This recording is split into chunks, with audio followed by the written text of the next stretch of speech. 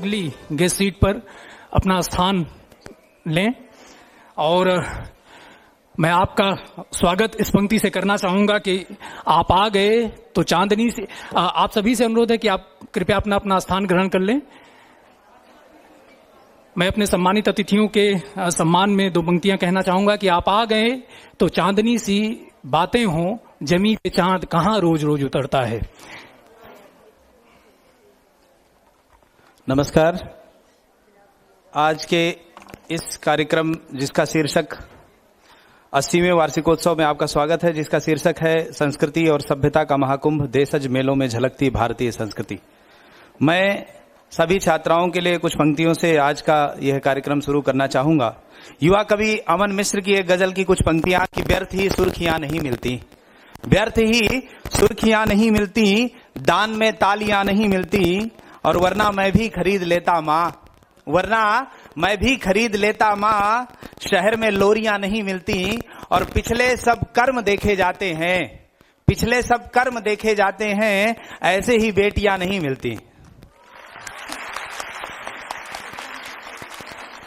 धन्यवाद। मैं सभी अतिथियों से स्वागत करूंगा, यह आग्रह करूंगा कि वो कृपया मंच पर आएं दीप प्रज्वलन के लिए। और साथ ही मैं गुरु गोविंद सिंह महाविद्यालय से हमारे बीच जो छात्राएं हैं उनसे आग्रह करूंगा कि वो सरस्वती वंदना के लिए मंच पर आएं। सभी अतिथियों से आग्रह है, प्रार्थना है कि कृपया दीप प्रज्वलन के लिए मंच पर पधारें।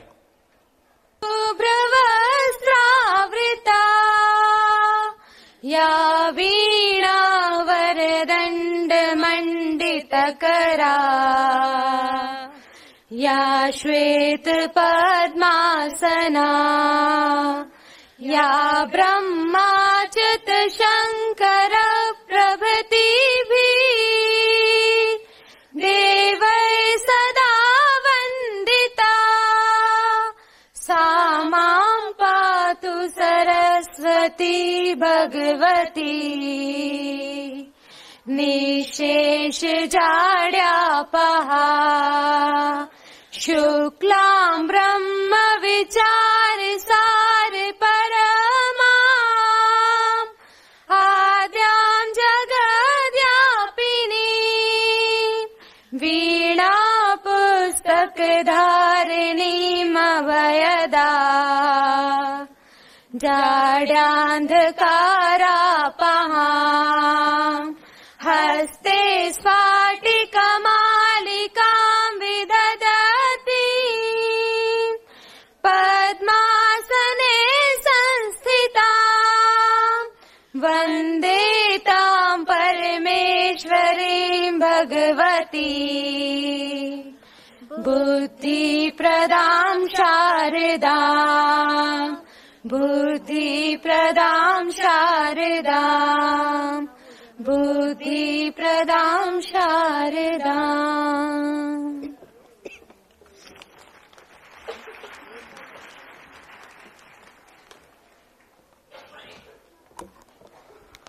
धन्यवाद। मैं पुनः इस सदन में विराजमान सभी से आग्रह करना चाहता हूं कि वो कृपया अपने अपने स्थान पर खड़े हो जाएं ताकि हम डीयू का कुल गीत बजा सकें।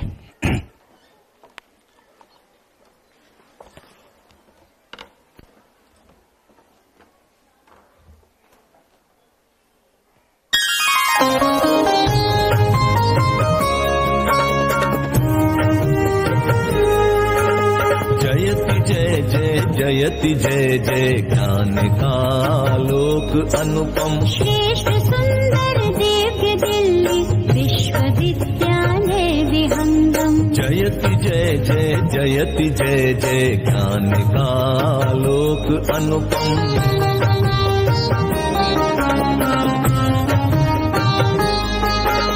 सकल वसुधा निज कुटुंब की भावना, संस्कृति सनातन, आधुनिक शिक्षा पुरातन, ज्ञान धाराओं का संगम। देश की स्वाधीनता हित भूमिका शत कोटि वंदन, निष्ठा धृति सत्यम के मंगल, दिव्य भावों का समागम। जयति जय जय जयति जय जय ज्ञान का आलोक अनुपम।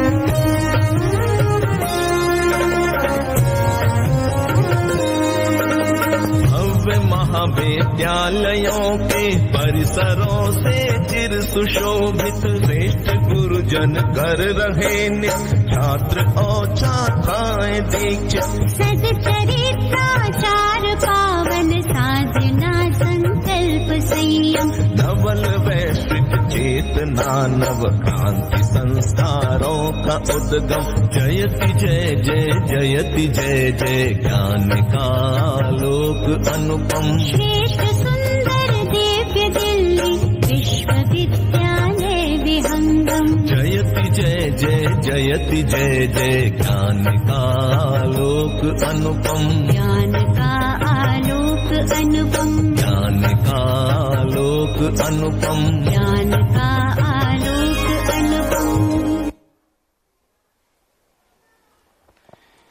आप सभी से अनुरोध है कि आप अपना स्थान ग्रहण कर लें और शुभम करोति कल्याणम की शुभास्तु मंगल कामना के रूप में दीप प्रज्वलन के साथ करेण वीणाम परिवादयंतिम सदृश मां वीणा पाणी की पावन वंदना के साथ साथ मनहर कुलगीत के पश्चात अब समय है एक महत्वपूर्ण प्रेरक सांस्कृतिक प्रस्तुति का जो कि केंद्रित है पुण्य श्लोक लोक माता अहिल्याबाई होलकर जी पर।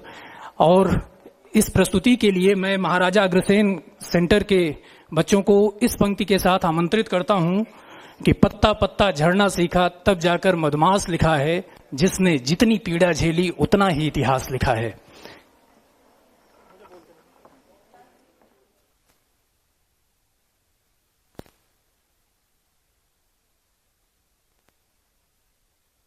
लेकर उस ईश्वर का नाम इस सभा के सभी सदस्यों को महाराजा अग्रसेन कॉलेज केंद्र का प्रणाम।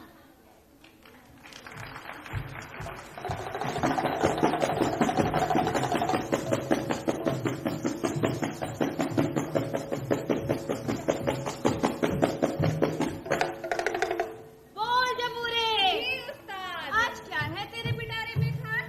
क्या है आज तू सुनाने वाला या फिर कोई करतब दिखाने वाला? जी हुजूर, जी उस्ताद, आज है मेरे पिटारे में कुछ खास। जानेंगे हम रोचक इतिहास। किसका इतिहास? कैसा इतिहास? जी उस्ताद, आज यही तो जानेंगे आप। तो चल जबूरे, देर मत कर, चल हो जा शुरू। पुण्य श्लोक अहिल्याबाई होलकर शूरवीरता, न्यायप्रियता और धर्मपरायणता की प्रतिमूर्ति, जिनकी महिमा इतिहास के स्वर्णिम पृष्ठों में अंकित है, वह थी पुण्य श्लोक अहिल्याबाई होलकर। आइए इस नाटक के माध्यम से हम उस महान विभूति को श्रद्धांजलि अर्पित करें, जिनकी गाथाएं आज भी हमारे हृदय में अमर है। प्रस्तुत है पुण्य श्लोक अहिल्याबाई होलकर।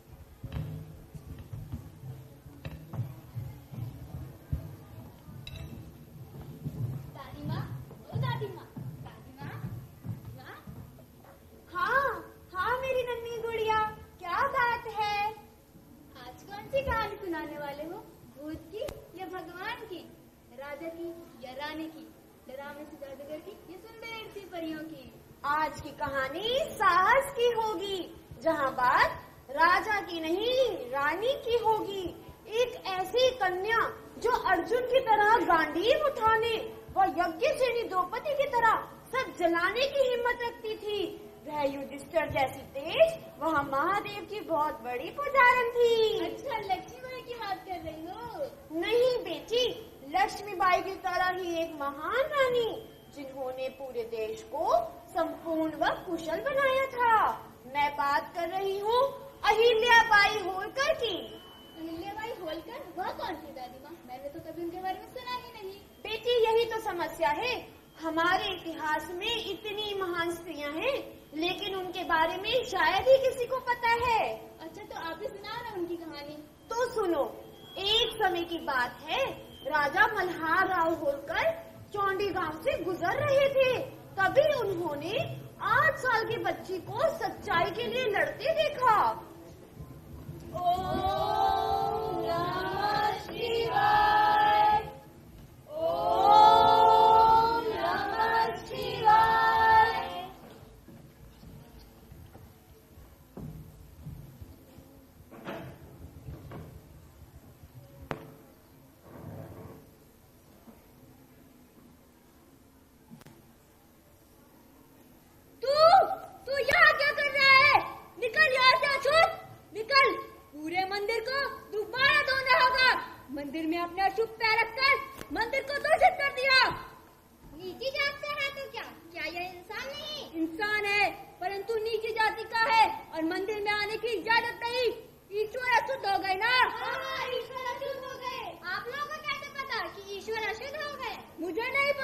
तो किसे पता होगा?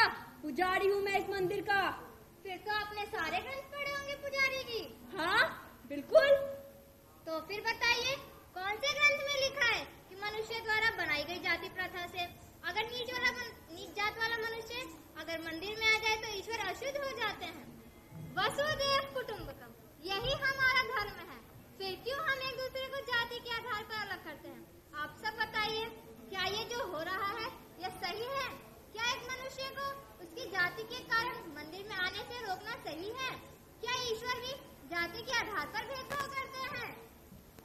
तुम्हारा प्रश्न बिल्कुल सही है बेटी। तुम इतनी छोटी होकर भी वह समझदारी दिखा रही हो जो यहाँ के बड़े बड़े व्यक्ति नहीं दिखा पा रहे हैं। तुमने अपने समझदार व्यवहार व कोमल मन से हमारे मन को मोह लिया है। तुम्हारा क्या नाम है बेटी और तुम कहाँ रहती हो? मेरा नाम अहिल्या है और मैं इसी गांव में रहती हूँ। अहिल्या आ जाओ, शाम हो गई, यही तो माँ गुस्सा करेंगी।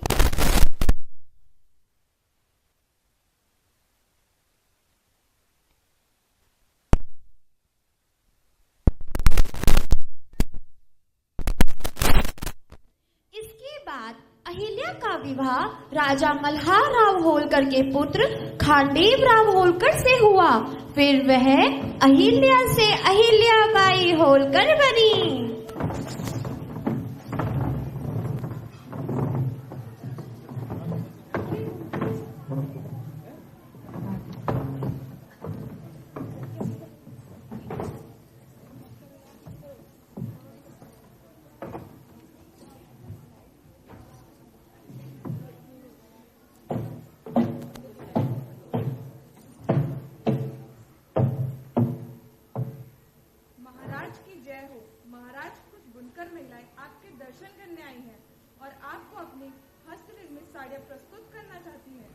उन्हें सम्मान पूर्वक अंदर आने दिया जाए। जो आज्ञा महाराज।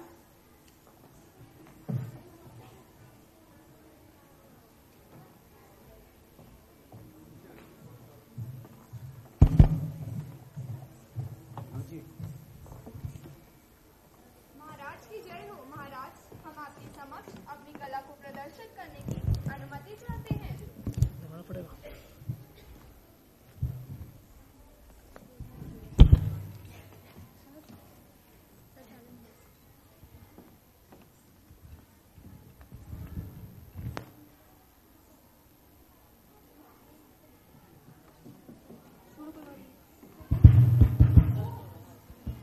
वाह, इतनी सुंदर साड़ियाँ।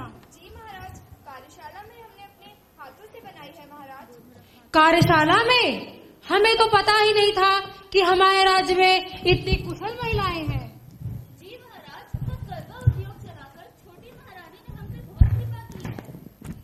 वाह, तुमने तो हमारे मन को मोह लिया है। जी महाराज, 2 वर्ष पहले मेरे पति की मृत्यु हो गई थी। हमारा परिवार दाने दाने के लिए तरसने लगा था, परंतु हथकरघा ने हमें सहारा दिया महाराज। अब हम घी लगाकर रोटी खाने लगे हैं। रागों के तारों पारों ने हमारे जीवन की उलझन को सुलझा दिया है महाराज, जिससे हमारा जीवन हरा भरा हो गया। प्रजा का सुख ही राजा की सबसे बड़ी सफलता होती है। महाराज, हम तो राज्य के केवल आम कारीगर थे, परंतु छोटी महारानी ने हमारी कला को उद्योग में परिवर्तित कर दिया। महाराज, छोटी महारानी तो दया की देवी है, कला की पार्थी है, गुणों की खान है, हमारे लिए वरदान है। अरे नहीं नहीं, मैंने कुछ नहीं किया। ये सब तो मेरे महादेव और बाबा साहेब के आशीर्वाद का फल है। जीती रहो अहिल्या। मालवा में सुख और समृद्धि की बातें सुनकर हमें अब यह लगता है कि हमें अपनी सीमाओं को चारों ओर फैलाना शुरू कर देना चाहिए। तुम्हारी इस विषय में क्या राय है अहिल्या? राज्य के आर्थिक विकास का सबसे बड़ा साधन व्यापार ही होता है। हमारे हथकरघा उद्योग द्वारा निर्मित वस्त्रों की बाजार में बहुत मांग है। यदि हम उत्पादन बढ़ाते हैं तो लाखों लोगों को रोजगार मिलेगा बाबा साहेब। मुझे तुमसे यही आशा थी अहिल्या।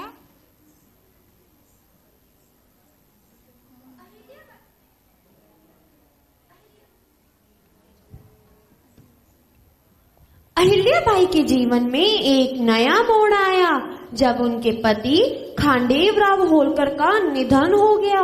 इसके बाद उन्होंने संसार की सारी सुख छोड़ने की बात की, लेकिन उनके बाबा साहेब मल्हार राव होलकर ने उन्हें रोक लिया और कहा कि वह उनकी पुत्री नहीं पुत्र है और आज से वह उनकी राजगद्दी संभालेगी। इसके बाद अहिल्याबाई ने मालवा का शासन संभाला और अपने बेटे मालेराव होलकर के साथ मिलकर राज्य को सुखी और समृद्ध बनाने का प्रयास किया। लेकिन कुछ समय बाद उनके पुत्र मालेराव होलकर का देहांत हो गया और इसके बाद मल्हार राव होलकर का भी देहांत हो गया। इन सभी आघातों ने देवी अहिल्याबाई को गहरे तक झंझोड़ कर रख दिया, लेकिन उन्होंने हार नहीं मानी और अपने राज्य की सुरक्षा के लिए एक नई सेना बनाने का फैसला किया। तभी राजा राघोबा ने अहिल्याबाई के राज्य को हड़पने की साजिश रचना शुरू कर दिया। जब अहिल्याबाई को इसके बारे में पता चलता है, महारानी राघोबा हमारे नगर पर नजरें गाड़े बैठे हैं और उनकी सेना बहुत बड़ी है।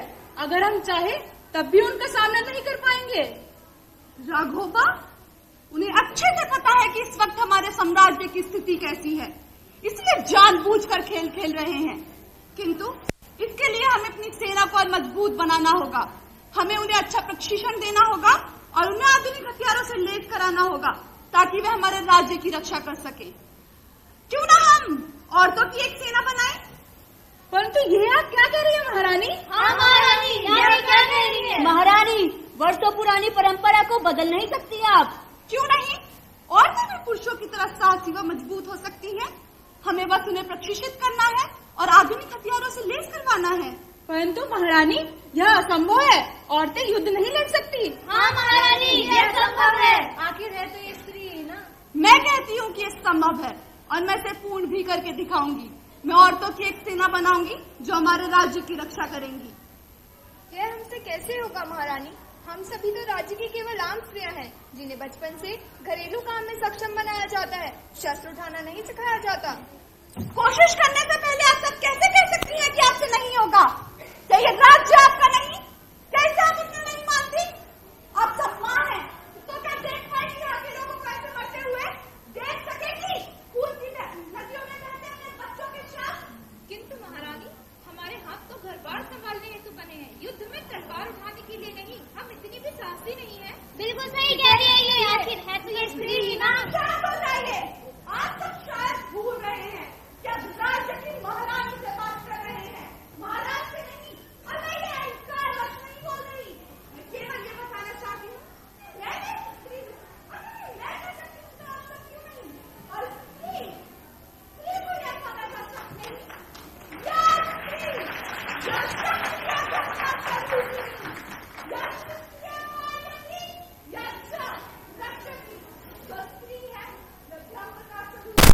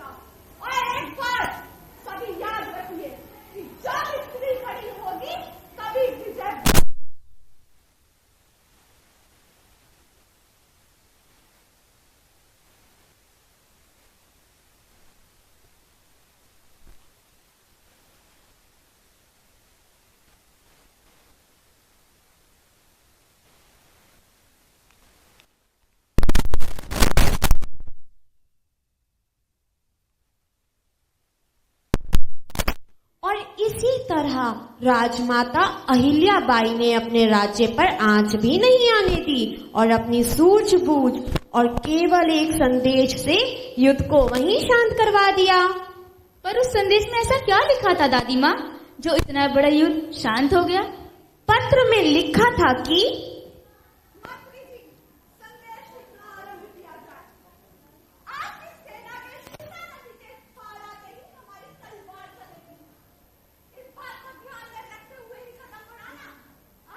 सेना के जरिए हमारा राज्य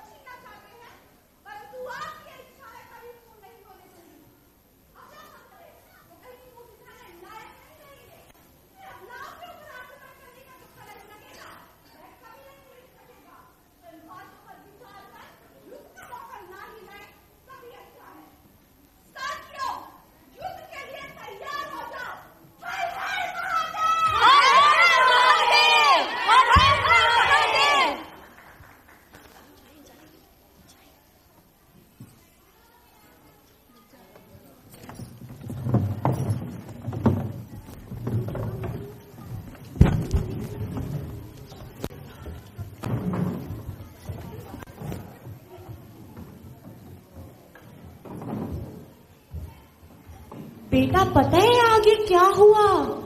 जब राजा राघोबा को पता चला तो वह चिंता में पड़ गए। उन्होंने कहा, यह क्या कोई अबला है? यह तो शेरनी है। और इसी तरह युद्ध वहीं शांत हो गया और अहिल्याबाई की समझदारी की एक नई मिसाल कायम हुई।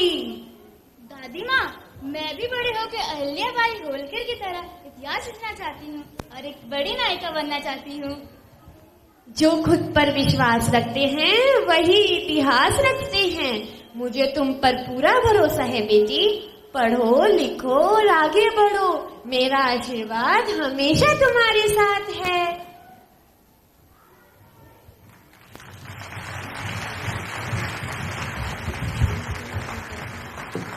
धन्यवाद।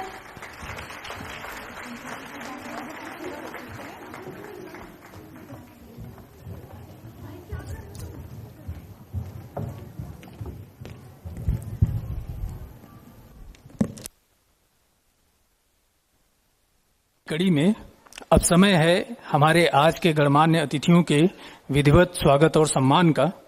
और सर्वप्रथम इसी कड़ी में मैं आज के कार्यक्रम के आदरणीय मुख्य अतिथि प्रोफेसर राजकुमार मित्तल सर के विधिवत स्वागत और सम्मान के लिए अपने आदरणीय निदेशक प्रोफेसर गीता भट्ट मैम से यह अनुरोध करता हूं कि वो उन्हें पुस्तक, पादप और अंगवस्त्र देकर के उनका विधिवत सम्मान करें।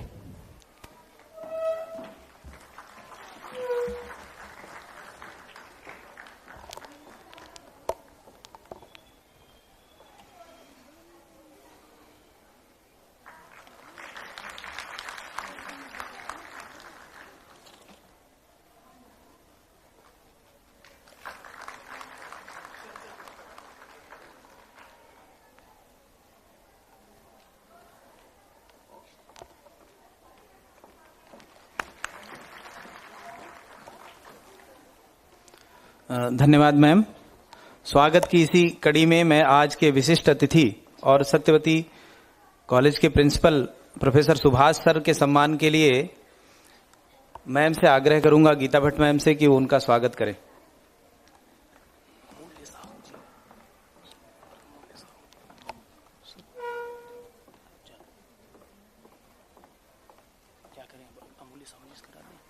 किसका?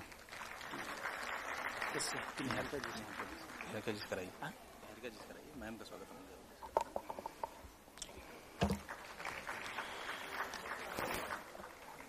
धन्यवाद मैम।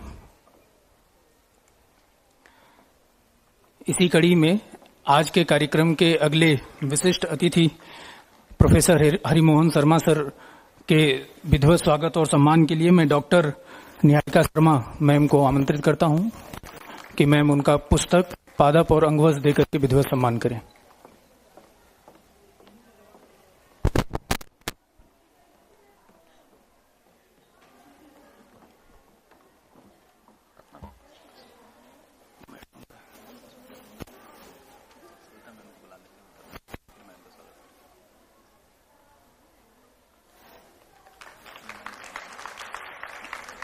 मैम का ही करवाइए, बोलिए। मैम का ही करवा, हाँ मैम का करवाइए, बोलिए, आपको जो ठीक लगे बोल दीजिए।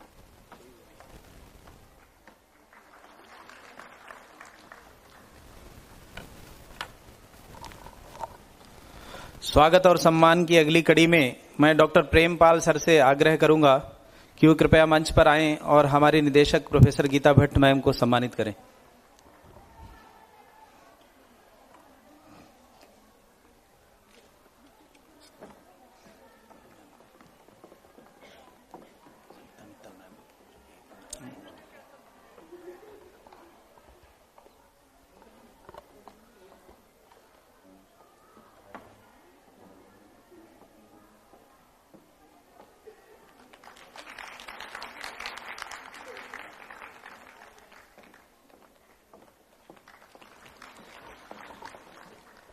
धन्यवाद सर।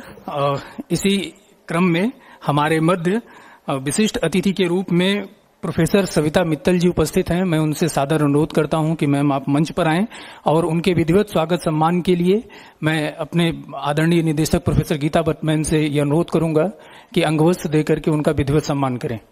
आदरणीय मैम। 80वें वार्षिक समारोह में हार्दिक स्वागत और अभिनंदन है। आज के समारोह का ध्येय विषय संस्कृति और सभ्यता का महाकुंभ, देशज मेलों में झलकती भारतीय संस्कृति है। जितना सच है कि भारत गांवों का देश है, उतना ही सच है कि भारत उत्सवों और मेलों का भी देश है। इसका जीवंत उदाहरण अभी हाल ही में संपन्न हुए दिव्य और भव्य महाकुंभ के आयोजन को देख सकते हैं। इस रूप में आप देखें अगर कि करीब 60 करोड़ से अधिक श्रद्धालुओं ने आस्था के इस महासंगम में डुबकी लगाई है।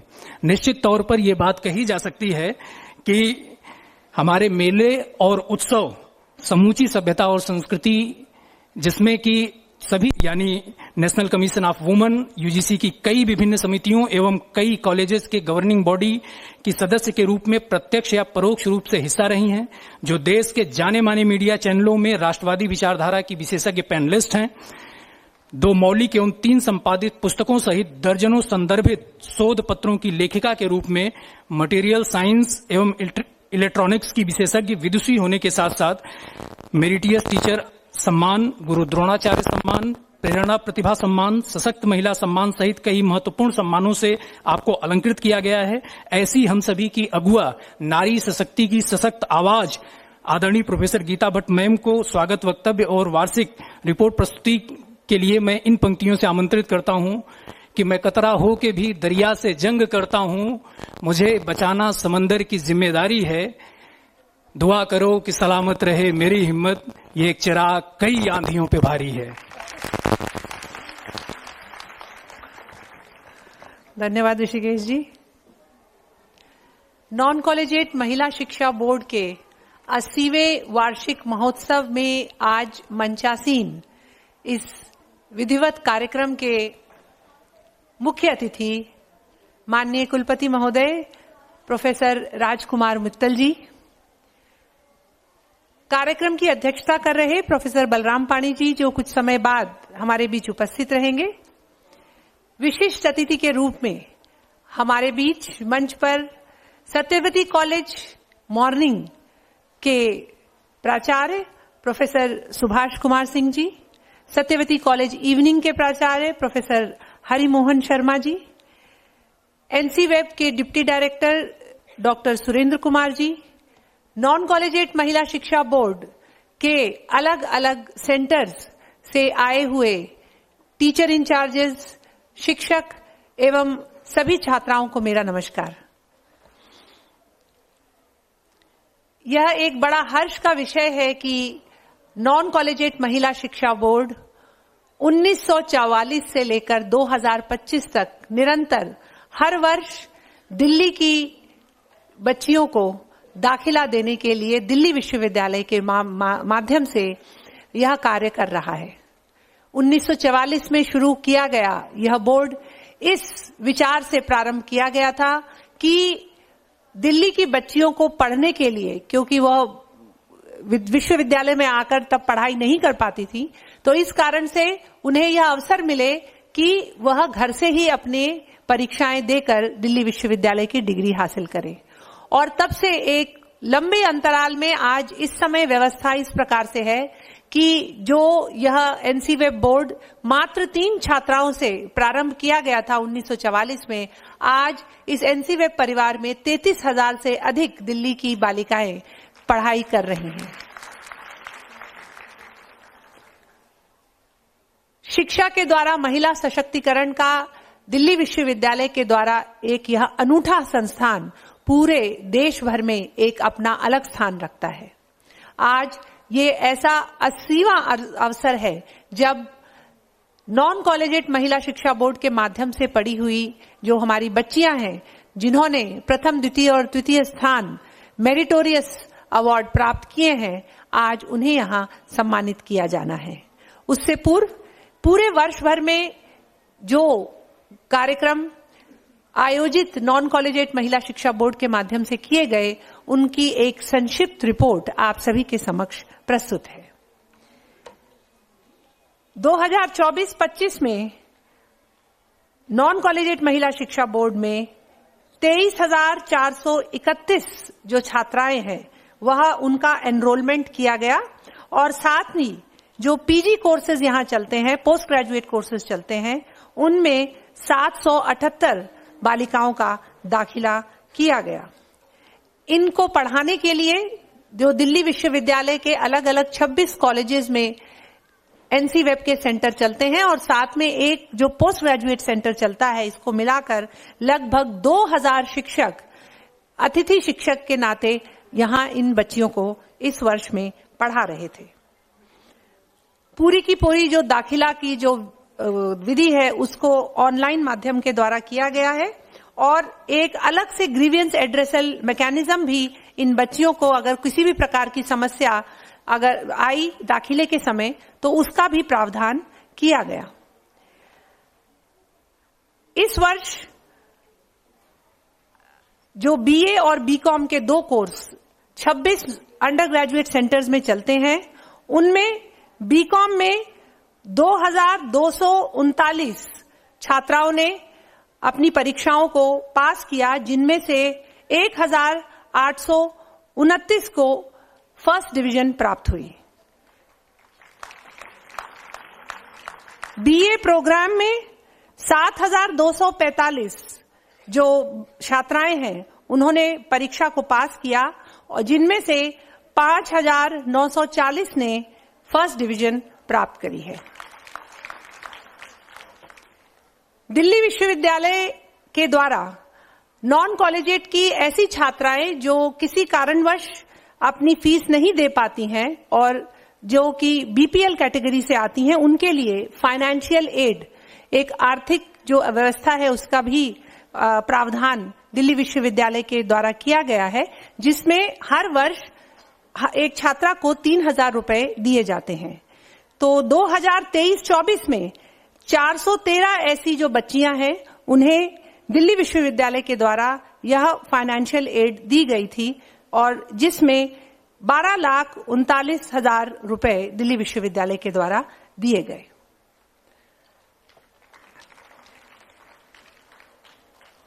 राष्ट्रीय शिक्षा नीति का एक बहुत महत्वपूर्ण आयाम यह भी है कि छात्र छात्राओं को शिक्षा के साथ साथ उनको उनका कौशल विकास भी हो और कहीं न कहीं उनके भीतर एंटरप्रेन्योरशिप की भी यह बात उनके अंदर उठे और वह उसके लिए भी उन्हें ट्रेन किया जाए।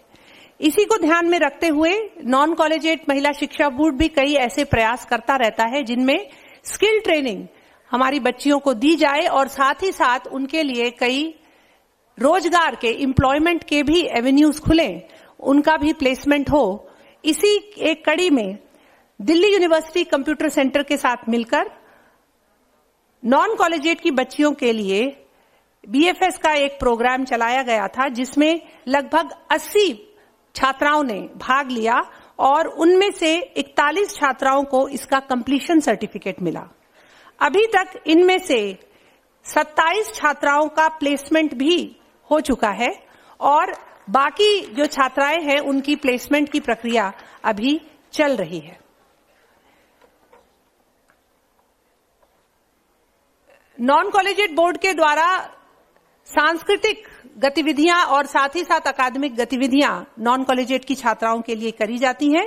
पिछले वर्ष भारती कॉलेज के नॉन कॉलेजिएट सेंटर के साथ मिलकर नेशनल स्कूल ऑफ ड्रामा ने पूर्वोत्तर राष्ट्रीय नाट्य समारोह इसका आयोजन किया, जिसमें पूर्वोत्तर के रहने वाले लेखकों के द्वारा जो नाटक हैं उन्हें मंच पर तैयार किया गया और इस कार्यक्रम को 2 दिन भारती कॉलेज के एनसी वेब सेंटर के द्वारा किया गया। ऐसे कई कार्यक्रम नेशनल स्कूल ऑफ ड्रामा के द्वारा देश भर में किए गए थे, जिनमें से एक ऐसा कार्यक्रम नॉन कॉलेजिएट के सेंटर के साथ भी आयोजित किया गया था। एक दिवसीय राष्ट्रीय सेमिनार भारत मंथन नॉन कॉलेजिएट महिला शिक्षा बोर्ड, इंद्रप्रस्थ अध्ययन केंद्र, जवाहरलाल नेहरू विश्वविद्यालय, केंद्रीय विश्वविद्यालय हिमाचल प्रदेश और चौधरी चरण सिंह विश्वविद्यालय मेरठ के संयुक्त तत्वावधान में दिल्ली विश्वविद्यालय में आयोजित पिछले वर्ष किया गया और जिसकी थीम थी, जिसका विषय था challenges before a resurgent Bharat and their solution. इस कार्यक्रम में दिल्ली विश्वविद्यालय के माननीय कुलपति प्रोफेसर योगेश कुमार सिंह जी मुख्य अतिथि के रूप में उपस्थित रहे और साथ ही दिल्ली टीचर्स यूनिवर्सिटी के माननीय कुलपति प्रोफेसर धनंजय जोशी जी भी इस कार्यक्रम में उपस्थित रहे। डीन ऑफ कॉलेजेस और एनसीवेब के स्टैंडिंग कमेटी के चेयरपर्सन प्रोफेसर बलराम पाणी जी भी इस कार्यक्रम में उपस्थित रहे। पूरे दिन के इस कार्यक्रम में 368 लोगों के द्वारा, प्रतिभागियों के द्वारा इस सेमिनार में भाग लिया गया और 131 शोधार्थियों के द्वारा वहां शोध पत्र पढ़े गए। एनसीवेब की छात्राओं को 21वीं शताब्दी के लिए तैयार करने के लिए कई कार्यक्रम नेशनल कमीशन फॉर वुमेन के साथ मिलकर एनसीवेब ने आयोजित किए। उनमें से एक उल्लेखनीय कार्यक्रम एक दिवसीय seminar rise and lead young women pioneering technology, business and public life.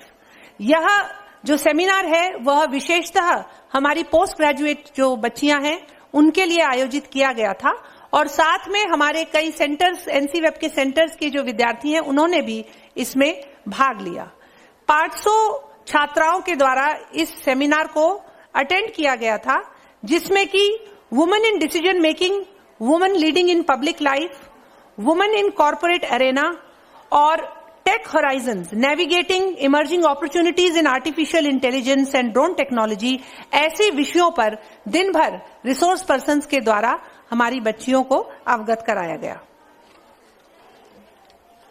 राष्ट्रीय महिला आयोग के द्वारा डिजिटल शक्ति इस प्रकार का एक मिशन आयोजित किया गया है, जिसे कि जुलाई माह में जिसका उद्घाटन हुआ। इस कार्यक्रम में नॉन कॉलेजिएट के द्वारा 675 छात्राओं ने भाग लिया और कई छात्राओं ने डिजिटल शक्ति वॉलंटियर के नाते अपना रजिस्ट्रेशन भी कराया।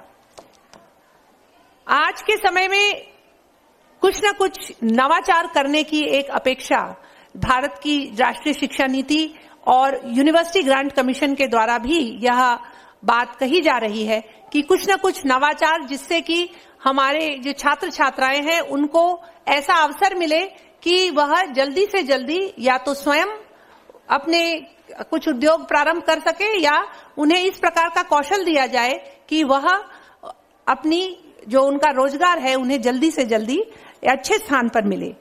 इसको ध्यान में रखते हुए दीनदयाल उपाध्याय कॉलेज सेंटर में एक ऐसा ही प्रयोग किया गया जिसमें कि आर्टिफिशियल इंटेलिजेंस और पाइथन के कोर्सेज नॉन कॉलेजिएट की जो हमारी छात्राएं हैं उन्हें कराए गए और यह देखकर यह ध्यान में आया कि साइंस बैकग्राउंड के नहीं होते हुए भी इन बच्चियों ने यह कार्यक्रम बहुत ही अच्छे से पूरा सेमिनार जो है वह अटेंड किया और साथ ही उन्होंने कुछ अपने प्रोजेक्ट्स भी बनाए, जिससे यह भी ध्यान में आया कि लॉजिक जो है वह विषय से ऊपर है। अगर व्यक्ति के अंदर लॉजिक की समझ हो तो वह इन कोर्सेज को बड़े आराम से कर सकता है। तो इस प्रकार से ऐसे लगभग 100 छात्राएं हैं जिन्होंने इस कोर्स को किया। नॉन कॉलेजिएट महिला शिक्षा बोर्ड ने एक memorandum of understanding Asia foundation के साथ पिछले वर्ष साइन किया, जिसके माध्यम से स्किल टू वर्क एक क्यूरेटेड कोर्स हमारी बच्चियों के लिए प्रारंभ किया गया है ताकि उनको टेक्नोलॉजी रेडी किया जा सके। इसके अंतर्गत अभी तक 951 छात्राओं को सर्टिफिकेशन दिया जा चुका है और यह एक फिजिकल ऑनलाइन नहीं बल्कि प्रत्यक्ष रूप से क्लासरूम में किया जाने वाला कोर्स है। साथ ही वर्तमान में 107 ऐसी छात्राएं हैं जिनका ऐसा कोर्स अभी एक सेंटर में चल रहा है। इसके साथ ही एशिया फाउंडेशन के साथ हमारी जो ग्रामीण क्षेत्र में कॉलेज सेंटर चलते हैं, भगनी निवेदिता कॉलेज में, उसमें एक 5 घंटे की एक अलग से एक वर्कशॉप भी कराई गई, जिसमें कि ग्रामीण परिवेश से आने वाली जो हमारी छात्राएं हैं उनको उनके एस्पिरेशंस को लेकर वह जीवन में आगे क्या करना चाहती हैं, उनके जीवन के लक्ष्य क्या हैं, उनको संवाद कम्युनिकेशन स्किल्स के विषय में जानकारी, समाज के समक्ष उनके जो चुनौतियां आती हैं उन्हें किस प्रकार से उनका वो सामना कर सकती हैं, ऐसे कई विषयों पर 5 घंटे की एक एक महत्वपूर्ण वर्कशॉप भगिनी Nivedita college NC web centre में आयोजित की गई, जिसमें लगभग 150 छात्राओं ने भाग लिया। अभी हमने लोकमाता अहिल्याबाई होलकर के जीवन पर एक लघु नाट्य प्रस्तुति अभी यहां देखी। जैसा कि हम सभी जानते हैं कि यह वर्ष लोकमाता अहिल्याबाई होलकर का त्रिशताब्दी जन्म वर्ष है। उनके जन्म को 300 वर्ष पूरे हुए हैं। इसी को ध्यान में रखते हुए सभी नॉन कॉलेजिएट सेंटर से यह आग्रह किया गया था बोर्ड के द्वारा कि आप सभी अपने अपने सेंटर्स पर लोकमाता अहिल्याबाई के जीवन और प्रशासन को लेकर व्याख्यान और साथ में कोई भी अन्य प्रतियोगिता कराएं। मुझे यह बताते हुए बहुत हर्ष हो रहा है कि 27 में से अभी तक 18 सेंटर्स हैं जिन्होंने कि ऐसे कार्यक्रम और व्याख्यान वहां की छात्राओं के लिए आयोजित कराए हैं, जिसमें लगभग 6000 छात्राओं ने भाग लिया है।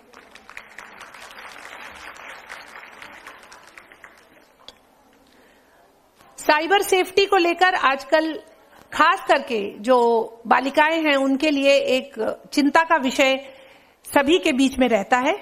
इसी को ध्यान में रखते हुए यूथ फॉर साइबर वेलनेस एक ऐसा 1 दिवसीय सेमिनार नॉन कॉलेजिएट महिला शिक्षा बोर्ड के द्वारा दिल्ली विश्वविद्यालय के कॉन्फ्रेंस सेंटर में रिस्पॉन्सिबल नेटिज्म एक एनजीओ के माध्यम से आयोजित किया गया, जिसमें कि सभी 27 सेंटर्स के प्रतिनिधियों ने इस सेमिनार में भाग लिया और लगभग 525 छात्राएं अलग अलग सेंटर से आईं और इस पूरे एक दिन के कार्यक्रम में उनकी उपस्थिति रही। लाइब्रेरी रिसोर्सेज किसी भी छात्र छात्रा के लिए एक बहुत ही महत्वपूर्ण, अपनी शिक्षा पूर्ण करने के लिए एक बहुत ही महत्वपूर्ण आयाम है। इसी को ध्यान में रखते हुए इस वर्ष जब दिल्ली विश्वविद्यालय के माननीय कुलपति प्रोफेसर योगेश सिंह जी ने एनसी वेब की कुछ छात्राओं के साथ बातचीत करी और उनके समक्ष यह विषय आया कि लाइब्रेरी को लेकर कुछ न कुछ एक चिंता एनसी वेब की छात्राओं के बीच में रहती है कि उनके पास सीमित साधन हैं उन्हें पुस्तक मिलने के। यह ध्यान में आते हुए दिल्ली विश्वविद्यालय के द्वारा इस वर्ष से जो दिल्ली यूनिवर्सिटी लाइब्रेरी सिस्टम है उसके द्वारा ई रिसोर्सेज, एक बहुत बड़ा ई रिसोर्सेज का एक सेंटर तैयार किया गया है, जिसमें लगभग 50 करोड़ से अधिक निवेश कर ऐसी सुविधाएं उपलब्ध कराई गई हैं, जिससे कि दिल्ली विश्वविद्यालय के छात्र छात्राएं अपने घरों में या किसी भी स्थान से उन्हें एक्सेस कर सकें और उससे पढ़ाई अपनी पूर्ण कर सकें।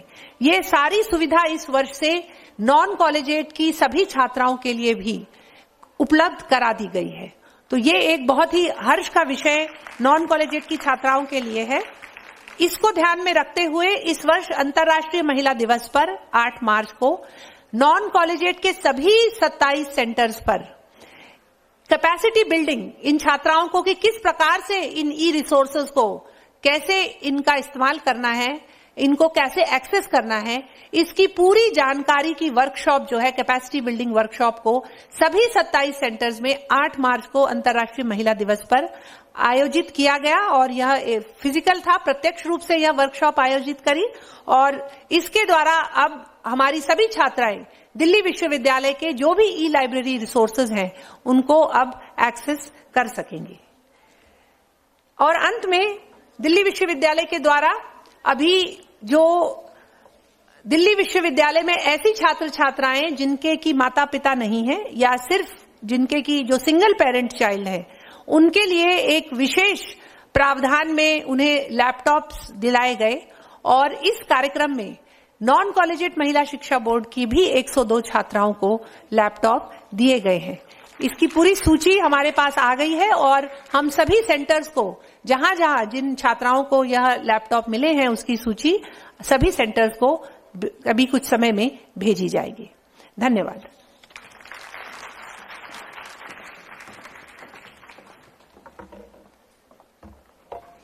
धन्यवाद मैम। मैम के नेतृत्व में एनसी वेब निरंतर नई ऊंचाइयों को छू रहा है और आगे भी भविष्य में इसी तरह तरक्की करता रहेगा, ऐसी हमारी आशा और अपेक्षा है। वक्तव्य की अगली कड़ी में मैं आज के विशिष्ट अतिथि प्रोफेसर सुभाष कुमार सिंह सर, जो कि यहीं सत्यवती महाविद्यालय प्रातः में प्राचार्य के पद को विभूषित कर रहे हैं। सर 1 मिनट रुक जाइए, 1 मिनट। मैं सर के परिचय में कुछ कहना चाहता हूं कि सर संस्कृत भाषा के प्रकांड विद्वान हैं और वर्तमान में आप यहां प्राचार्य के पद को सुशोभित कर रहे हैं। आपने दिल्ली विश्वविद्यालय के सेंट स्टीफन कॉलेज से परास्नातक और दिल्ली विश्वविद्यालय से एमफिल पीएचडी की उपाधि प्राप्त की है। आपने किरोड़ीमल कॉलेज में लगभग 24 वर्षों तक अध्यापन कार्य किया है। सर के निर्देशन में 10 से अधिक लोग शोधार्थी पीएचडी कर चुके हैं और आप अभी संस्कृत सेवा के लिए निरंतर लगे हुए हैं। सर के 50 से अधिक शोध आलेख प्रकाशित हो चुके हैं और नाना प्रकार की गतिविधियों में सर भाग लेते रहते हैं।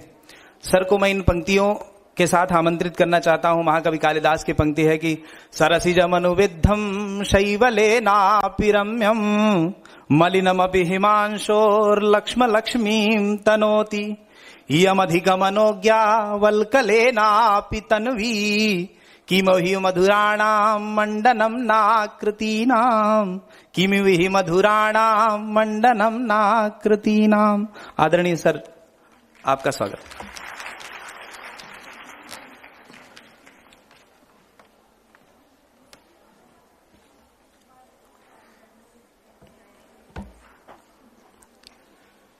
मंच पर विराजमान मुख्य अतिथि प्रोफेसर आर.के. मित्तल साहब, वाइस चांसलर बाबा साहब भीमराव अंबेडकर यूनिवर्सिटी दिल्ली, मंच जो इसके पहले भी 2 विश्वविद्यालयों के वाइस चांसलर रह चुके हैं, मैं उनका आज इस एनसी वेब के 80वें स्थापना दिवस एनुअल डे के उपलक्ष्य में हार्दिक स्वागत एवं अभिनंदन करता हूं। मंच पर विराजमान हमारे जो मित्रवर हैं प्रोफेसर हरिमोहन शर्मा जी एवं प्रोफेसर गीता भट्ट जी, मैडम मैं आपका भी हार्दिक स्वागत करता हूं। आज के इस कार्यक्रम में मैं यह देख रहा हूं कि एनसी वेब के विभिन्न केंद्रों से आए हुए बच्चियां बड़े ही उत्साहपूर्वक अपने कार्यक्रम की प्रस्तुति के लिए यहाँ सज हैं।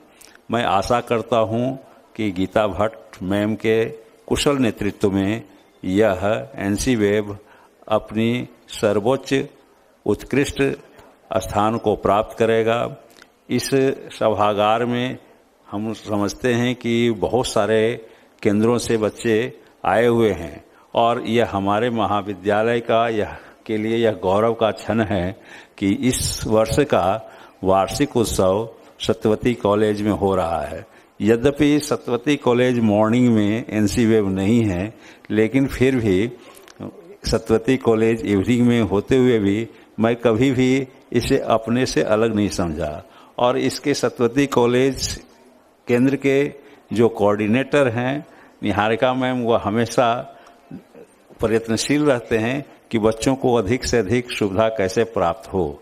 मैडम हमेशा बच्चों के लिए लाइब्रेरी आदि के विषय में चर्चा करते रहती हैं, उनके लिए हमेशा शिक्षकों से बातचीत करते रहती हैं और उनके क्लास के लिए हमेशा तत्पर रहती हैं।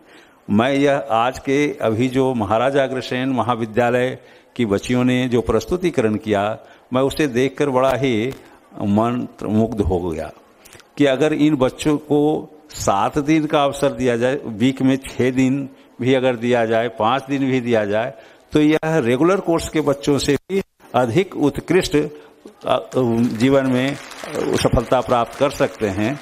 लेकिन कुछ व्यवस्था है जिस कारण से यह संभव नहीं हो पा रहा है। लेकिन मैं मैडम से अनुरोध करूंगा कि एनसी वेब की बच्चियों के लिए सेंट्रलाइज्ड सिस्टम में कुछ ऐसी व्यवस्था हो कि जहां जो 6 दिन भी आना चाहें उनके लिए अवसर प्रदान करने के लिए विश्वविद्यालय प्रशासन से वो अनुरोध करें, तो इन बच्चियों में जो टैलेंट है वह और अत्यधिक मुखर होकर हम लोगों के सामने आएगा। मैं देखता हूं कि एनसी वेब की बच्चियां मेहनत तो बहुत करती हैं, लेकिन यहाँ जो है वीक में 2 ही दिन अवसर प्राप्त होता है, तो उनके सामने एक समस्या आ जाती है कि फिर बाकी 5 दिन हम कहाँ जाएं। लेकिन फिर भी मैडम आपके सामने मैंने जो निवेदन किया है, विश्वविद्यालय प्रशासन से यह जरूर गुजारिश करें कि इनके लिए भी 5 दिन के लिए कहीं एक सेंट्रलाइज सिस्टम हो, जहां इनको एकत्रित किया जाए। जब 5,000 6,000 लोगों के बैठने के लिए मल्टीपर्पज हॉल बन सकता है विश्वविद्यालय में, तो इन बच्चियों के लिए 5-6 हजार बच्चियों के लिए एक हॉल नुमा कुछ व्यवस्था की जाए, जहां की यह रेगुलर रूप से जा सकें, पढ़ सकें, अपने टीचरों से भी समय समय पर मुलाकात कर सकें, अपने केंद्र के कोऑर्डिनेटर से बात कर सकें और अपनी समस्याओं को रखें। मैं ज्यादा समय नहीं लूंगा, लेकिन मैं देख रहा हूं कि बहुत सारी बच्चियां जो हैं अपने प्रस्तुतिकरण के लिए तत्पर हैं, और मैं इतने पे ही अपने वाणी को विराम देता हूं। धन्यवाद।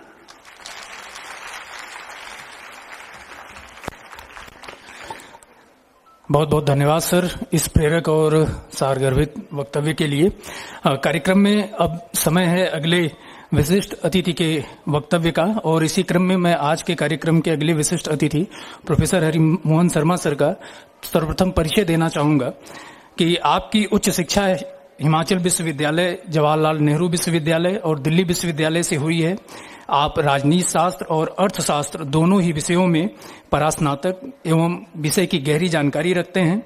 आपने मौलिक और संपादित पुस्तकों के लेखन के साथ साथ राजनीति शास्त्र के महत्वपूर्ण क्षेत्र और विषयों पर कई शोध पत्रों का लेखन भी किया है, जिसका प्रकाशन कई महत्वपूर्ण राष्ट्रीय एवं अंतर्राष्ट्रीय शोध पत्र पत्रिकाओं में किया जा चुका है। राजनीति शास्त्र के साथ साथ इंटरनेशनल रिलेशन और जेंडर स्टडीज के आप आधिकारिक विद्वान हैं, और इसके साथ साथ 1.5 दशक से अधिक का अध्यापकीय अनुभव होने के साथ आप इस विषय के समर्थ और लोकप्रिय अध्यापक भी हैं। वर्तमान में आप सरस्वती महाविद्यालय सांध के प्राचार्य पद को सुशोभित कर रहे हैं। आज के कार्यक्रम के विशिष्ट अतिथि वक्तव्य हेतु मैं आपको इन पंक्तियों से सादर आमंत्रित करता हूं कि खुद को जला के दी है जमाने को रोशनी, जुगनू पकड़ के हमने उजाला नहीं किया।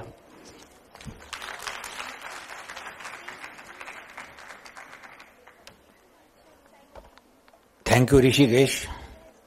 मंच पर आसीन आदरणीय प्रोफेसर राजकुमार मित्तल जी, जो बाबा साहब अम्बेडकर यूनिवर्सिटी लखनऊ के वाइस चांसलर हैं और कुरुक्षेत्र जैसी कर्मभूमि से बिलोंग करते हैं। डायनामिक डायरेक्टर एनसीबीएफ गीता भट्ट जी, अभी चेयरपर्सन बलराम पानी जी आने वाले हैं शायद, और deputy director NCBF Surendra ji, और हमारी डायनामिक एनसीबीएफ की TIC Niharika Sharma ji, all faculty members and dear students, आप सभी का स्वागत है। विशेष रूप से सत्यवती कॉलेज में जिस तरीके से प्रोग्राम ऑर्गेनाइज किया गया है, तो मैं इसके लिए ऑर्गेनाइजिंग टीम को भी बधाई देता हूं। साथ ही साथ कुछ जो चीजें मैंने एनसीबीएफ में ऑब्जर्व की है उसको मैं शेयर करना चाहूंगा। सबसे पहली चीज, जब भी एग्जामिनेशन में ड्यूटी पे जाते थे तो एनसीबीएफ की लड़कियों को मैंने बहुत सीरियसली एग्जामिनेशन देते हुए देखा है। ये रिफ्लेक्ट इस चीज को करता है कि एनसीबीएफ की लड़कियां बहुत सीरियस है। मौका मिले तो ये जिंदगी में और ज्यादा आगे कामयाब हो सकती है, और अधिक से अधिक इनको मौका कैसे मिले, इसके लिए गीता भट्ट जी, आप लोगों को भी, हम सब लोगों को कोशिश करनी है। दूसरा, आपने एक चर्चा की कि बीपीएल की लड़कियों के लिए आप फेलोशिप देते हैं, बहुत अच्छी बात है, पर अगर ये कोशिश हो सके कि सभी बीपीएल लड़कियों को फेलोशिप मिले और उसके लिए हम सब मिलकर कोई प्रयास कर सके, तो एक वो अच्छी शुरुआत होगी। ये भी मेरा एक सुझाव है। तीसरा जो आपने निकाला है, शिक्षित नारी सशक्त नारी, तो शिक्षित नारी में जो है, it is not only that we are literates, degree हो सब कुछ हो, शिक्षित के साथ साथ शिक्षा से संस्कार, संस्कार कैसे जो आपको सक्षम बनाए, और सक्षम कैसे जो अभी चर्चा शुरू में की थी कि संस्कृति और सभ्यता का महाकुंभ, देशीज मेले और उत्सव की भूमिका। जो देशीज संस्कृति है, ओरिजिनल ऑर्गेनिक संस्कृति जो लोकलाइज्ड एरिया में है, उसके बेस पे किस तरीके से आप अपने परिवार का और समाज के लिए आप वेलफेयर कर सकते हैं, उसमें आप थोड़ा सा अध्ययन करने की आवश्यकता है। खास तौर से इसके लिए कि दुनिया बहुत तेजी से चेंज हो रही है और हम वेस्टर्न सिविलाइजेशन के इन्फ्लुएंस में बहुत ज्यादा है। जैसे अभी एक बुक दी गई है संस्कृति के 4 अध्याय, राम बिहारी सिंह दिनकर जी की बुक है, वो ठीक है, पर उसमें भारत का उत्थान, Hinduism, ancient civilization, Hinduism and Islam और ब्रिटिश पीरियड से जो मॉडर्नाइजेशन का प्रोसेस है उसकी चर्चा की है। पर आज भी जो है एक चीज याद रखनी जरूरी है जो हम सब के लिए यूजफुल है। इकबाल की है, क्या बात है कि हस्ती मिटती नहीं हमारी, दौरे जहां दुश्मन सारा जहां हमारा। यानी क्यों है तो वो सिविलाइजेशन स्ट्रेंथ जो है, जो शुरू में आपने बात की देशिज मेले और देशिज उत्सव में है, इसके लिए एक पुस्तक मैं भी आपको रेफर करना चाहूंगा सभी को।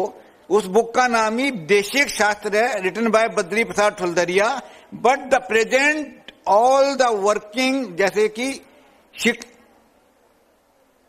बेटी बचाओ बेटी पढ़ाओ का जो नारा है, भारत मंथन जो हुआ है, इन सब के आइडिया जहां से दीनदयाल उपाध्याय जी की बुक से शुरू हुए हैं, उस बुक का, उन सब का बेस ये बुक देशिक शास्त्र है, जिसको कि माननीय लोकमान्य तिलक जी ने, गांधी जी ने विशेष रूप से रिकमेंड किया to all those students and teachers who want to pursue politics and political science study in all universities from the Indian point of view, और specially from the point of view of ancient Sanatan civilisation. इन्हीं शब्दों के साथ मैं आप सभी का पुनः स्वागत करते हुए, और आप सभी को जो यहां पर जिन्होंने पार्टिसिपेट किया, जिनको पुरस्कार मिल रहे हैं, उन सबको बधाई देते हुए आप सभी का धन्यवाद करता हूं। और अंत में अवधेश जी आपका भी बहुत बहुत स्वागत करता हूं। बहुत बहुत धन्यवाद।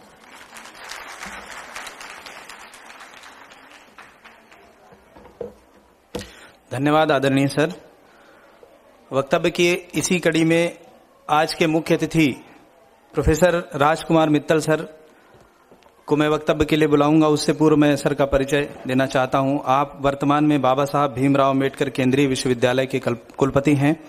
अर्थशास्त्र में डॉक्टरेट की उपाधि प्राप्त सर ने अपने अध्यापकीय जीवन की शुरुआत आरपीजी कॉलेज पानीपत और गुरु जम्भेश्वर विश्वविद्यालय हिसार से की थी।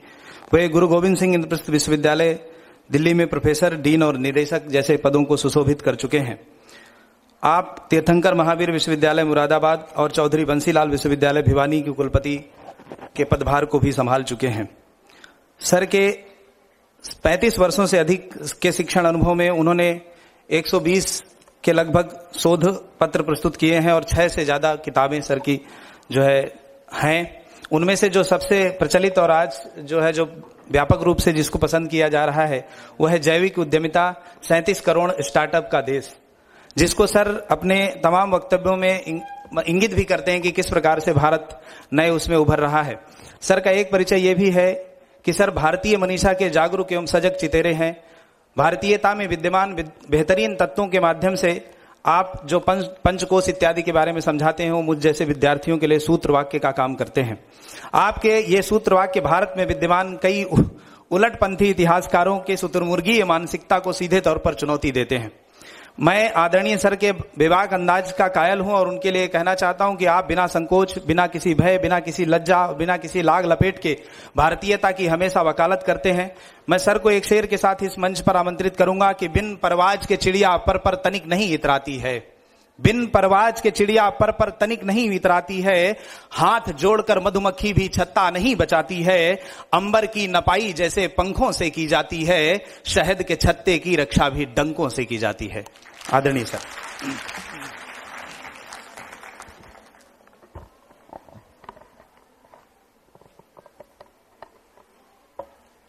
सम्मानित professor Geeta Bhatt ji, director non collegiate महिला शिक्षा बोर्ड,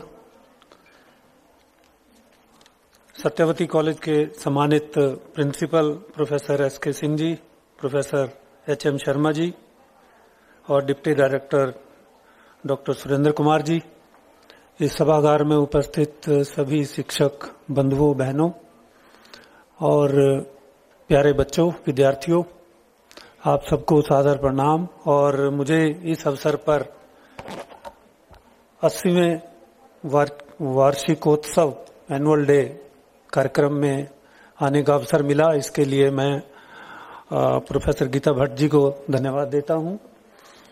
और आपने अपनी प्रोग्रेस रिपोर्ट में किस तरीके से इस विद्यार्थियों के सर्वांगीण विकास के लिए, होलिस्टिक डेवलपमेंट के लिए अनेक कार्यक्रम आयोजित किए गए और किस तरीके से विद्यार्थियों को प्लेटफॉर्म दिया गया जिससे कि उनको अपनी प्रतिभा निखारने का, संजोने का अवसर मिले, ये वास्तव में एक बहुत ही अनोखा प्रयास है।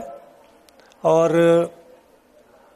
इस चीज के लिए दिल्ली विश्वविद्यालय भी बधाई का पात्र है कि उन्होंने एक नया एक्सपेरिमेंट किया जहां पर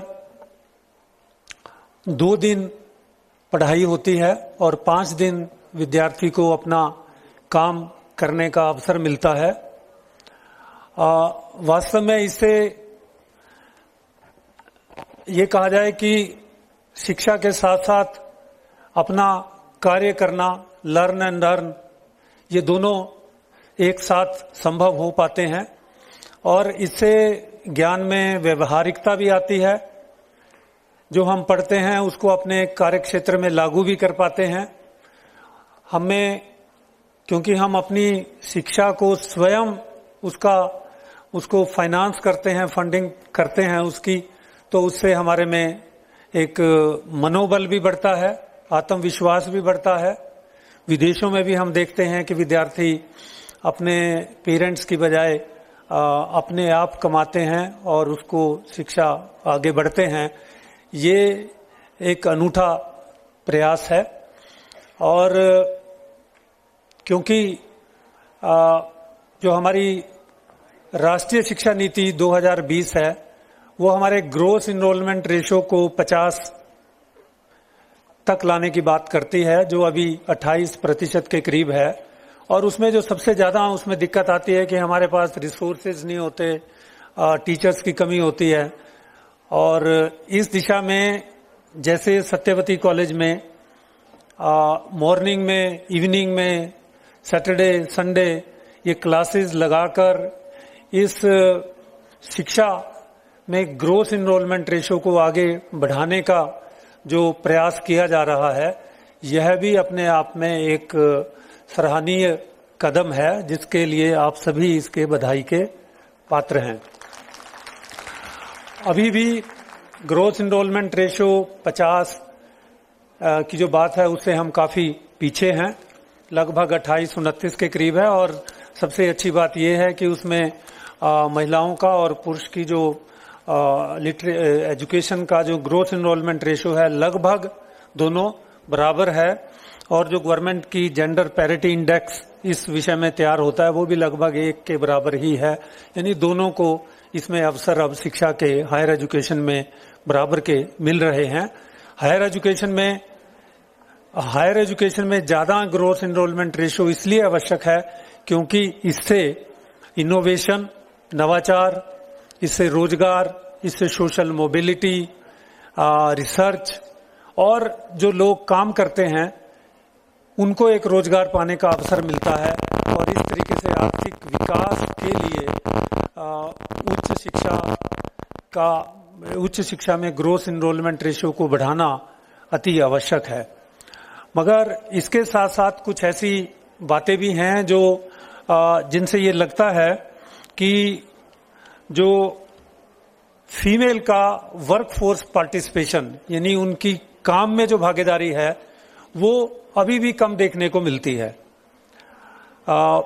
जो वर्ल्ड इकोनॉमिक फोरम उनके अनुसार हमारा जो फीमेल का वर्कफोर्स पार्टिसिपेशन है वो फीमेल टू मेल यदि रेशो निकालें तो लगभग यानी 100 पुरुषों के पीछे कितनी महिलाएं काम करती हैं वो 27% के करीब है।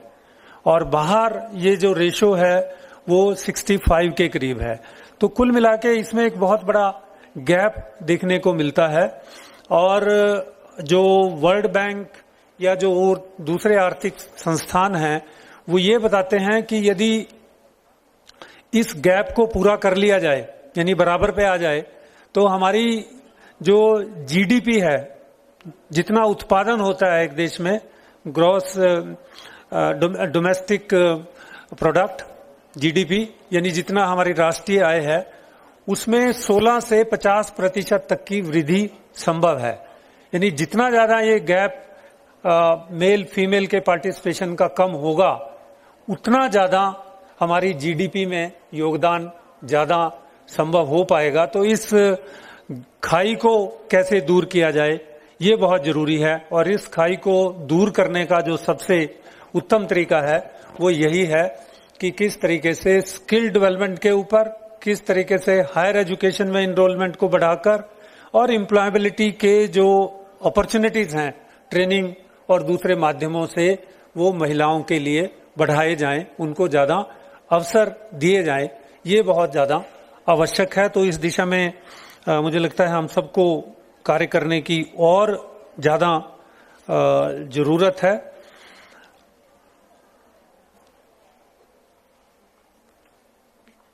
तो कुल मिलाके ये तो एक आर्थिक दृष्टि से यदि हम आंकलन करें तो हम सबके सामने एक तस्वीर निकल कर आती है कि महिलाओं का लेबर फोर्स में, कार्य में उनकी प्रतिभागिता आवश्यक है और उसके लिए हम शिक्षा का एक माध्यम, सबसे उत्तम शिक्षा का माध्यम है।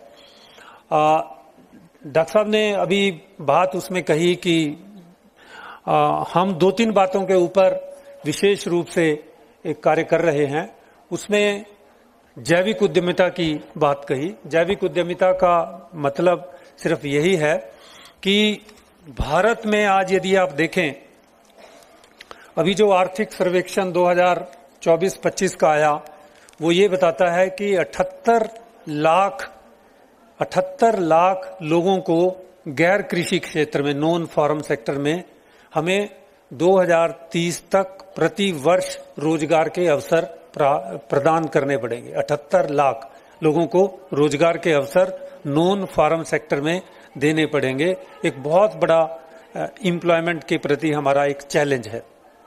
और जो हमारा सरकारी क्षेत्र है या उससे भी बढ़कर हम कहें कि एक संगठित क्षेत्र है, ऑर्गेनाइज सेक्टर, जिसपे एम्प्लॉयमेंट के कानून, कायदे, रूल रेगुलेशन लगते हैं, उनको भी यदि हम देख लें तो वो कुल मिलाकर 8% रोजगार देते हैं।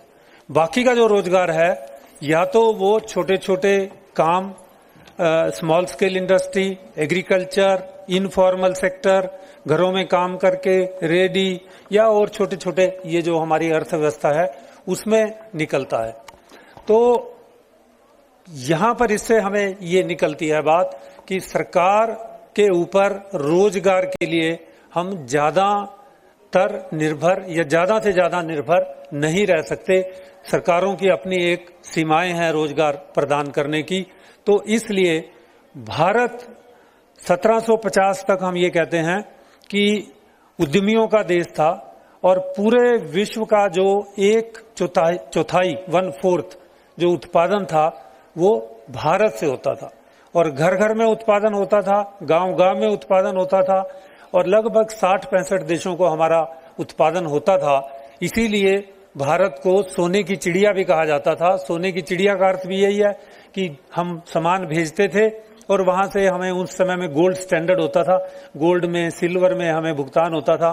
तो हमारा देश बहुत ही एक समृद्ध था, महान था। और तो उस समृद्धि में जो मुख्य योगदान था वो था उद्यमशीलता का, स्वरोजगार का, कि हम अपना रोजगार करें और हम रोजगार लेने वाले की जो हमारी मानसिकता है उसकी बजाय रोजगार देने वाले की मानसिकता हम कैसे विकसित करें, इस बात की हमें जरूरत है।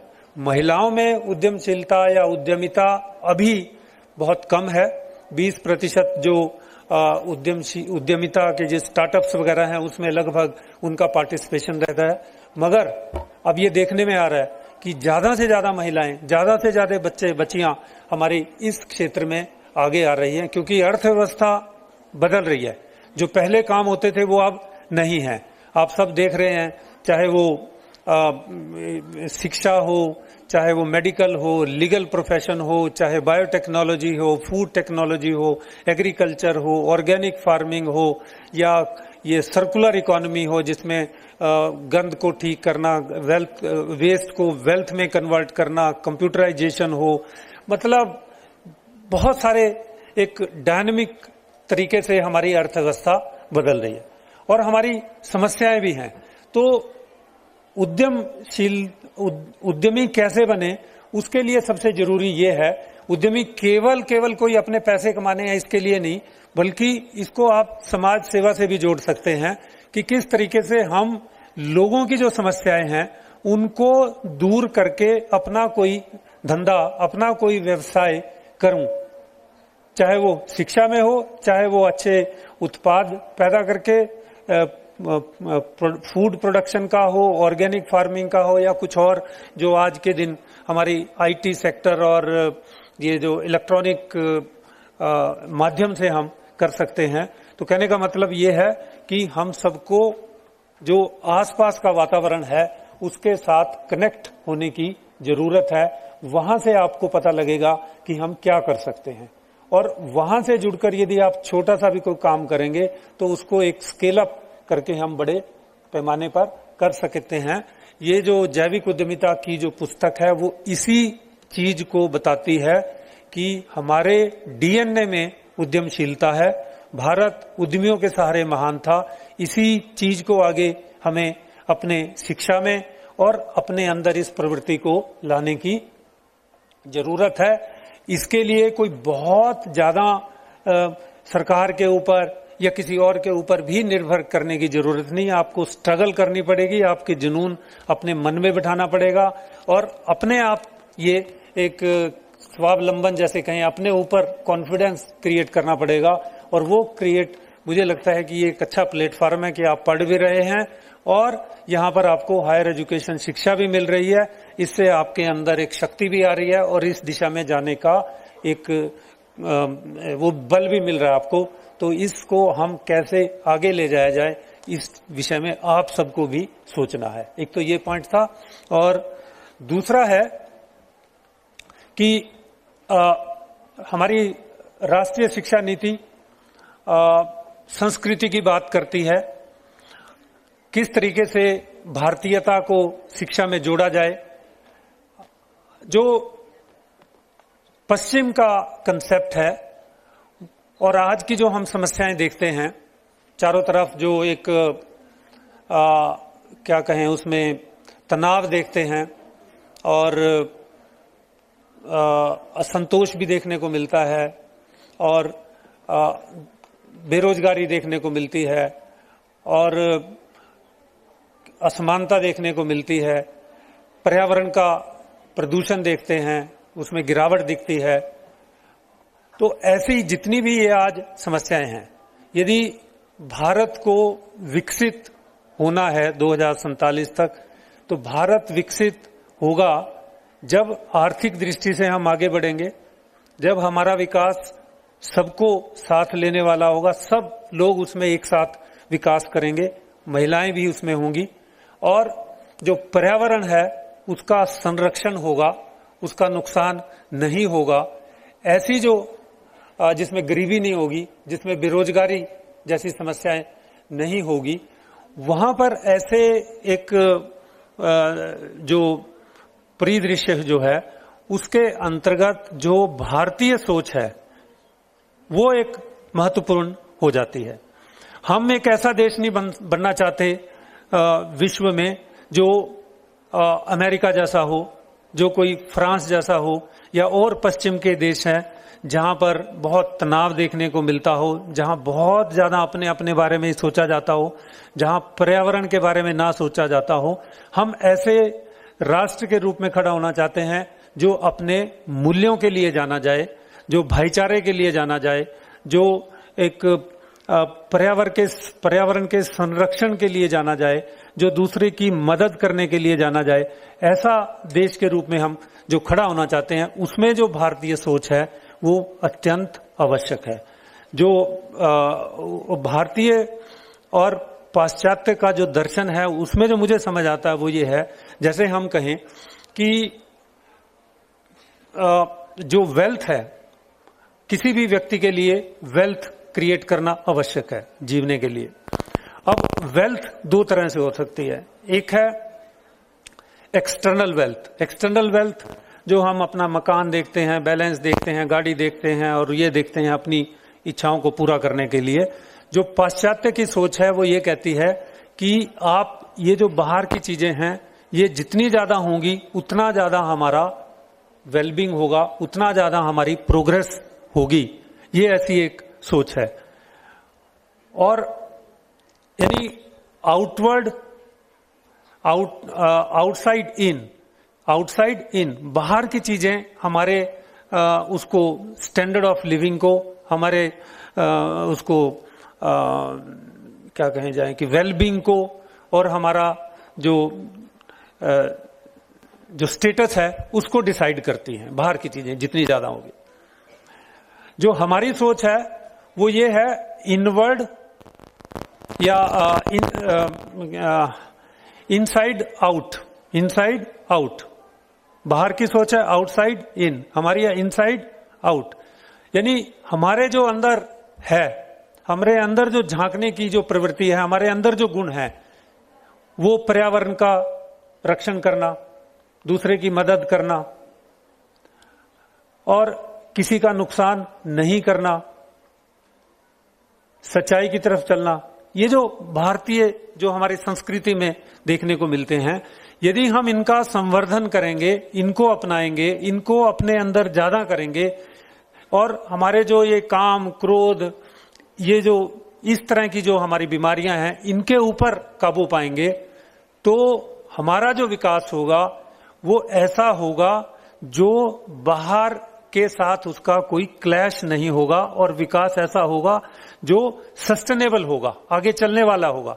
यानी जो व्यक्ति ये कहे कि किसी का नुकसान नहीं करना, तो वो जीव को नहीं मारेगा, वो पर्यावरण का नुकसान नहीं करेगा, वो किसी से परिस्थिति में ज्यादा प्रॉफिट नहीं निकालेगा कि सिर्फ अपना ही अपना सोचना है, तो वो पूरे समाज का, कम्युनिटी का, देश का और एक पूरे चहुमुखी विकास की बात कहेगा।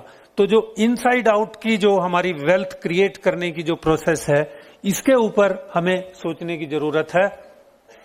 जो वेस्टर्न कंसेप्ट है वो आउटसाइड इन, उससे बहुत सारी समाज में आज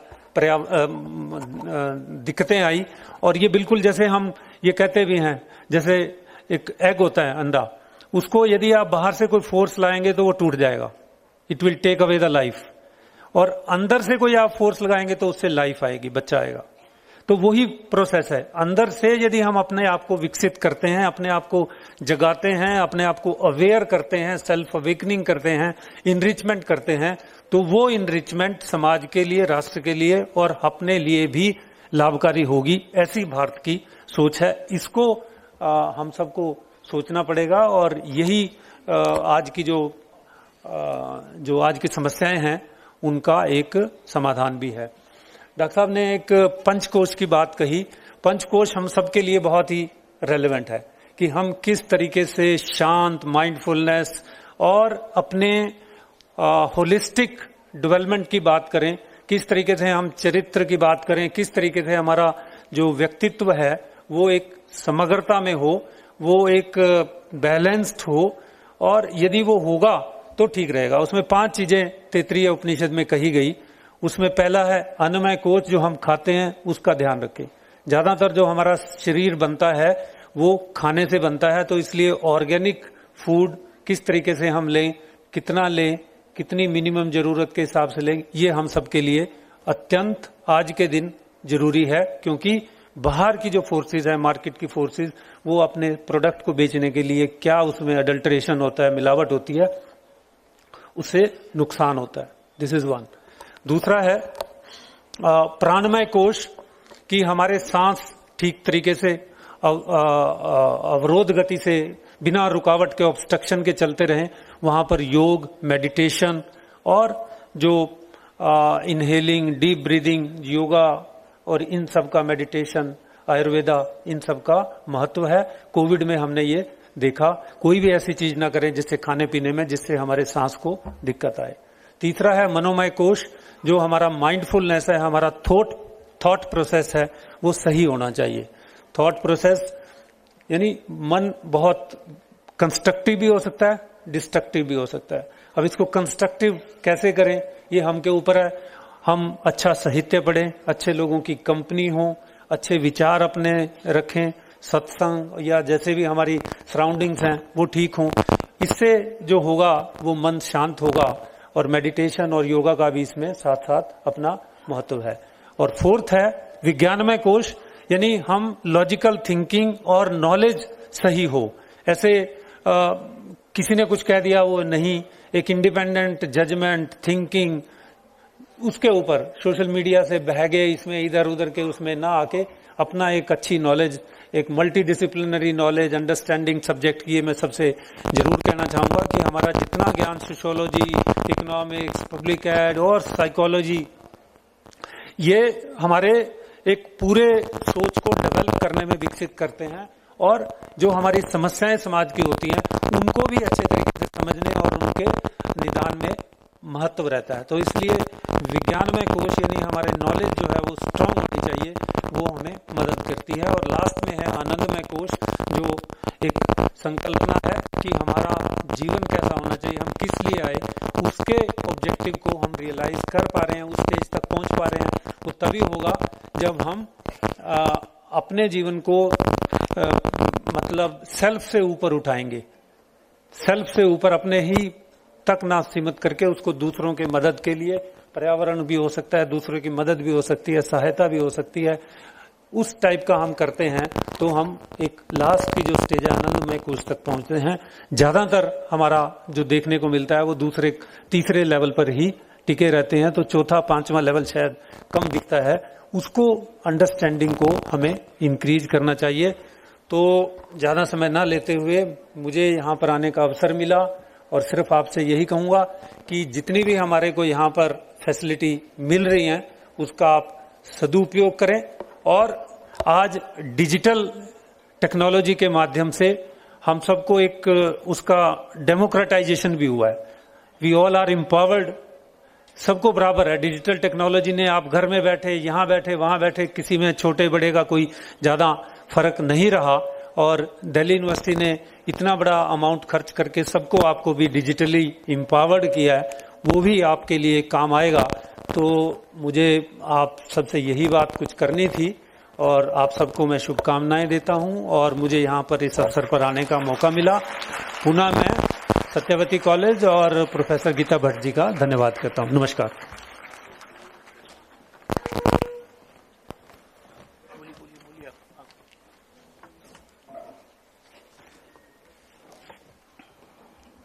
धन्यवाद सर। मैं सर की तमाम बातों के लिए एक शेर के से कहना चाहूंगा कि सर का भाव यह है कि वो बेगुनाह है तो होने से कुछ नहीं होगा, वो बेगुनाह है तो होने से कुछ नहीं होगा, सबूत दीजिए रोने से कुछ नहीं होगा, सबूत दीजिए रोने से कुछ नहीं होगा। और सबब तलाश करो अपने हार जाने का, सबब तलाश करो अपने हार जाने का, किसी की जीत पे रोने से कुछ नहीं होगा। इतने ज्ञानवर्धक उद्बोधन के लिए मैं सर का एक बार पुनः धन्यवाद ज्ञापित करता हूं। और अब इस कड़ी में एक अनौपचारिक सम्मान की घोषणा करते हुए मुझे हर्ष हो रहा है।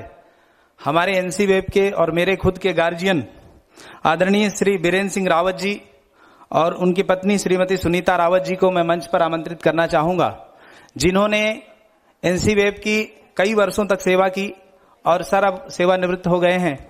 मैं उनको इस शेर के साथ आमंत्रित करूंगा कि ये अलग बात है कि चुपचाप खड़े रहते हैं, ये अलग बात है कि चुपचाप खड़े रहते हैं, फिर भी जो लोग बड़े होते हैं वो बड़े रहते हैं। आदरणीय सर।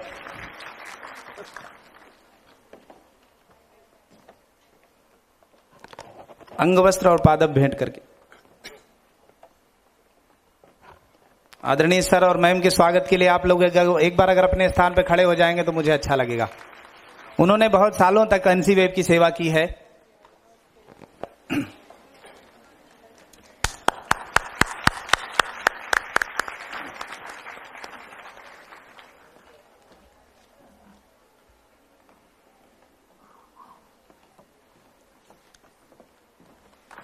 एक बार फिर से जोरदार तालियों से सर का अभिनंदन करें।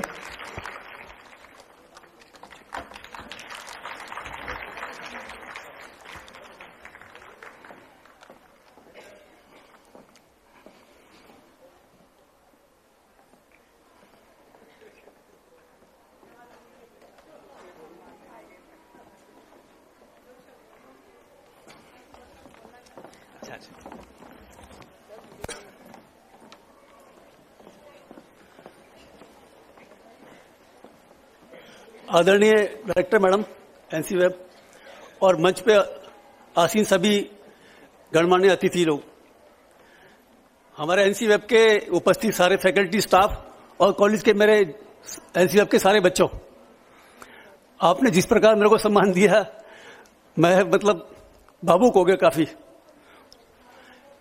इस सम्मान के लिए मैं मैडम डायरेक्टर मैडम का हृदय की गहराई से आभार प्रकट करता हूं।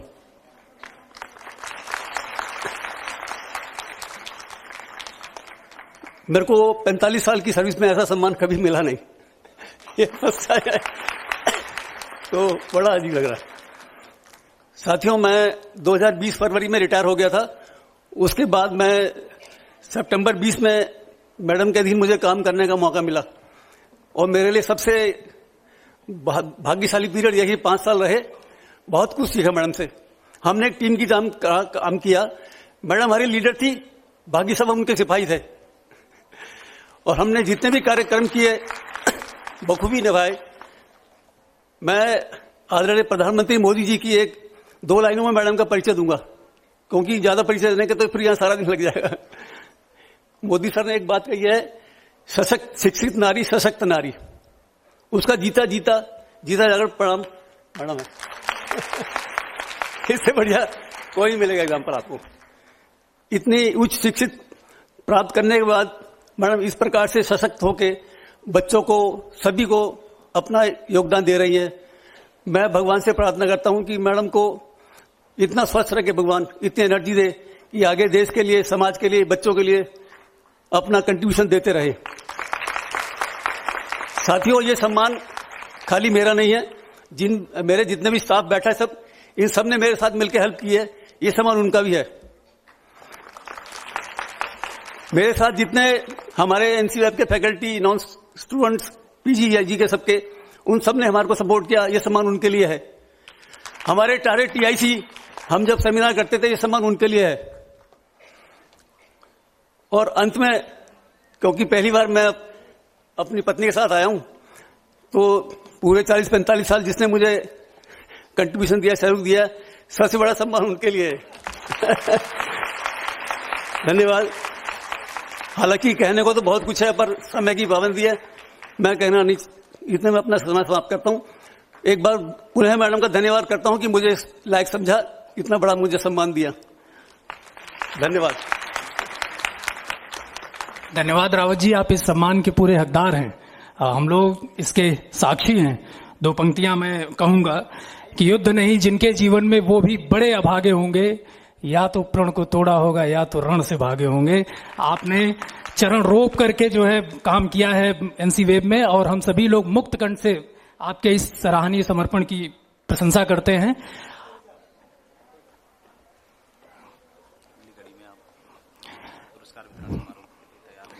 कार्यक्रम की अगली कड़ी में पुरस्कार वितरण समारोह होना है, जिसके लिए जितने भी पुरस्कार प्राप्तकर्ता विद्यार्थी हैं वो तैयार रहें। दरअसल ये पुरस्कार उन मेधावी विद्यार्थियों की प्रतिभा का सम्मान है जिसे उन्होंने अथक परिश्रम से 1 वर्ष में अर्जित किया है, जिनके लिए की बड़ी प्रसिद्ध लाइन है कि कर चुकी है जिनकी उम्र पत्थर तोड़ते, अब तो उन हाथों में कोहिनूर होना चाहिए। तो अब मैं सबसे पहले पुरस्कार वितरण के क्रम में ओवरऑल टॉपर्स पीजी सेंटर के बच्चों को बुलाना चाहूंगा। सबसे पहले मैं बुलाऊंगा चिनोया जैन को, एमए इंग्लिश।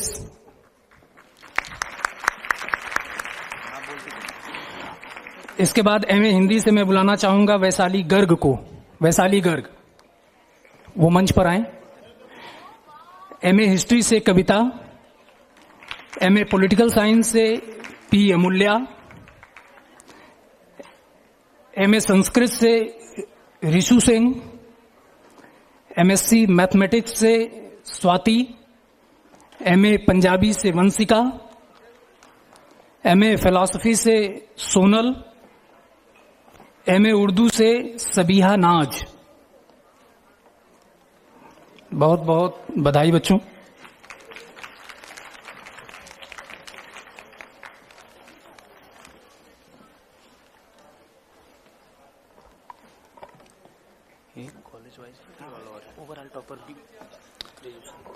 आगे यूजी से गुरु शमीत Kaur, BA programme, Shri Guru Gobind Singh college of commerce. Divyanka Parminder Kaur, नहीं बुलाना था, नाम बोलती रहिए, इनको नहीं बोलना, ठीक है। अनु कुमारी, अदिति,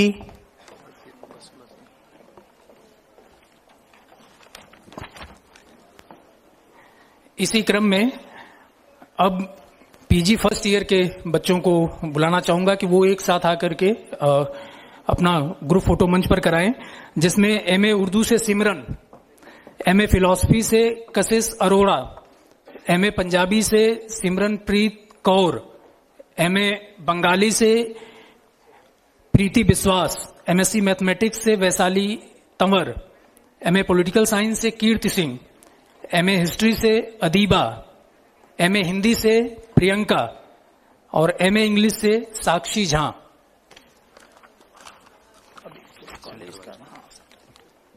कौन से कॉलेज है इसमें? सिर्फ फर्स्ट और फर्स्ट कोई बोला?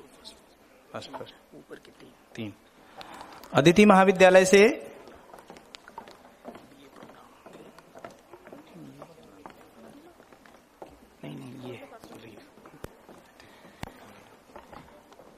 अदिति महाविद्यालय से बीए प्रोग्राम के लिए Reena, first year, second year से बबीता, थर्ड ईयर से मुस्कान और बीकॉम से फर्स्ट ईयर से नेहा कुमारी, सेकेंड ईयर से शिवांगी और थर्ड ईयर से नैना दुबे। आप सभी मंच पर आ जाएं ग्रुप फोटो के लिए। इसी कड़ी में भगनी निवेदिता कॉलेज से बीए प्रोग्राम, फर्स्ट ईयर से पायल, सेकेंड ईयर से सोनी कुमारी, थर्ड ईयर से खुशी सिंह, बीकॉम प्रोग्राम में फर्स्ट ईयर से डिम्पल जोशी, सेकेंड ईयर से पायल, थर्ड ईयर से कल्पना। आप सभी मंच पर ग्रुप फोटो के लिए आ जाएं।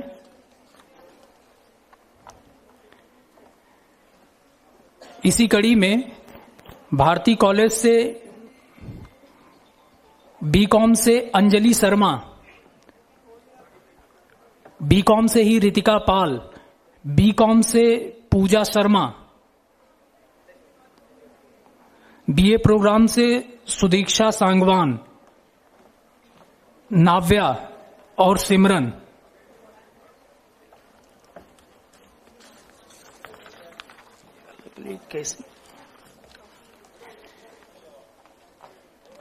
इसी कड़ी में कॉलेज ऑफ वोकेशनल स्टडीज से Kumkum Basor, BA programme, first year second year से ज्योति गुप्ता, थर्ड ईयर से लता मवारी, बीकॉम प्रोग्राम से बीकॉम से Pooja Sharma, first year second year वायजा और थर्ड ईयर अंकिता कुमारी झा।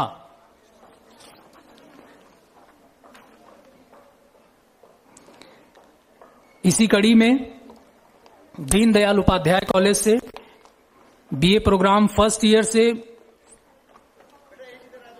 सिद्धि नेगी, सेकेंड ईयर से सलोनी, थर्ड ईयर से अनु कुमारी और बीकॉम के फर्स्ट ईयर से खुशबू, सेकेंड ईयर से शिवानी और थर्ड ईयर से लकी। आप सभी मंच पर ग्रुप फोटो के लिए आ जाएं।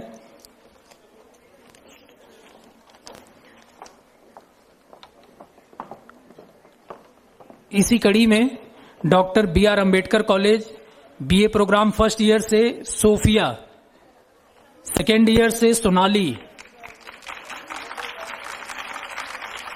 थर्ड ईयर से अनु बीकॉम में फर्स्ट ईयर से कशिश, सेकेंड ईयर से मीनाक्षी और थर्ड ईयर से सीमा कुमारी।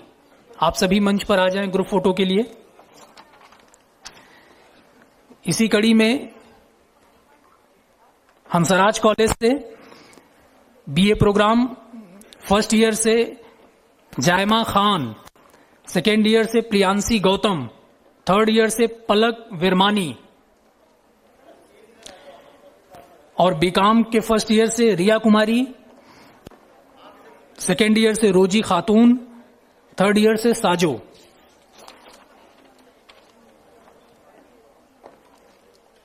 आप सभी मंच पर ग्रुप फोटो के लिए आ जाएं।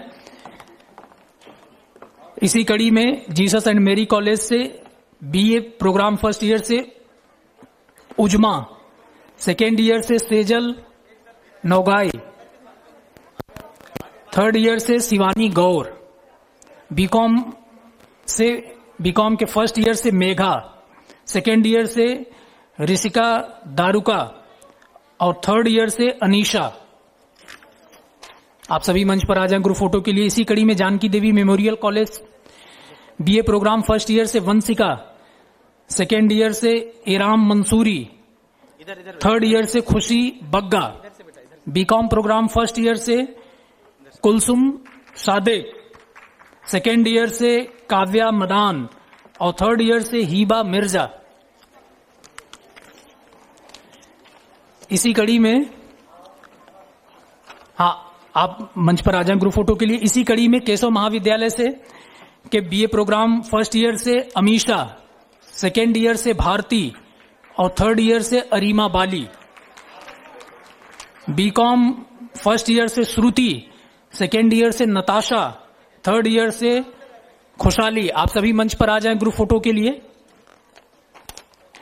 इसी कड़ी में कालिंदी कॉलेज के बीए प्रोग्राम फर्स्ट ईयर से महक सैनी, सेकेंड ईयर से यासना अली, थर्ड ईयर से Himanshi Tiwari, BCom first year से अनुष्का शर्मा, सेकेंड ईयर से जानवी और थर्ड ईयर से तंजीला। आप सभी मंच पर आ जाएं ग्रुप फोटो के लिए। इसी कड़ी में लक्ष्मीबाई कॉलेज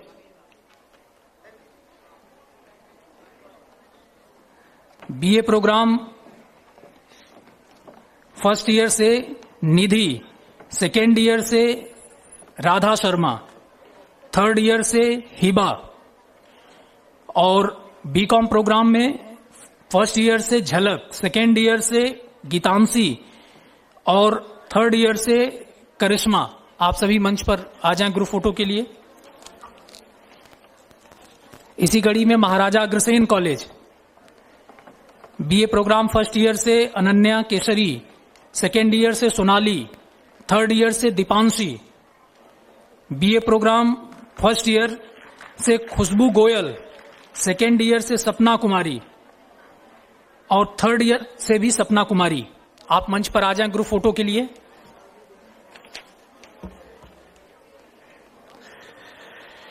इसी कड़ी में Maitreyi college BA programme first year से सगुफ्ता परवीन, सेकेंड ईयर से सलोनी द्विवेदी, थर्ड ईयर से सिंपी कुमारी, बीए प्रोग्राम फर्स्ट ईयर से सायमा खातून, सेकेंड ईयर से विशाखा और थर्ड ईयर से अदिति। आप सभी मंच पर आ जाएं ग्रुप फोटो के लिए। इसी कड़ी में Mata Sundari college BA programme first year से कृतिका, सेकेंड ईयर से नवनीत कौर मथारू, थर्ड ईयर से Gurpreet Kaur, BCom first year से तनिष्का, सेकेंड ईयर से तनु और थर्ड ईयर से प्राची अरोरा। आप सभी मंच पर आ जाएं ग्रुप फोटो के लिए। इसी कड़ी में Miranda House BA programme first year से इशिता श्रीवास्तव, सेकेंड ईयर से रोशिका पाल, थर्ड ईयर से प्राची, बीकॉम फर्स्ट ईयर से लभिका पाश्चरीचा, सेकेंड ईयर से आरुषि पांडे, थर्ड ईयर से अपूर्वा गुप्ता। इसी कड़ी में Motilal Nehru college BA programme first year से समीक्षा कुमारी, सेकेंड ईयर से चारू, थर्ड ईयर से हेमा, बीकॉम फर्स्ट ईयर से ज्योति मौर्य, सेकेंड ईयर से तनु, थर्ड ईयर से प्रियांशी। आप सभी मंच पर आ जाएं ग्रुप फोटो के लिए। इसी कड़ी में PGDAV college BA programme first year से खींच गया, मिल जाएगा। सलाहिया नाज, सेकेंड ईयर से दिव्या राघव, थर्ड ईयर से श्वेता कुमारी। बीकॉम में फर्स्ट ईयर से नैन्सी शर्मा, सेकेंड ईयर से पिटू झा, थर्ड ईयर से ऐश्वर्या सक्सेना। इसी कड़ी में Rajdhani college BA programme first year से खुशी, सेकेंड ईयर से अनु कुमारी, थर्ड ईयर से Darpan. BCom first year Dvita Paul, second year से अर्शित कौर और थर्ड ईयर से तनिष्का बत्रा। इसी कड़ी में Ramanujan college BA programme first year से वर्षा केरवाल, सेकेंड ईयर से अरीबा, थर्ड ईयर से सिमरन राजपाल। बीकॉम फर्स्ट ईयर से नीतू सिंह, सेकेंड ईयर से कशिश नागपाल, थर्ड ईयर से रबीना। आप सभी मंच पर आ जाएं ग्रुप फोटो के लिए।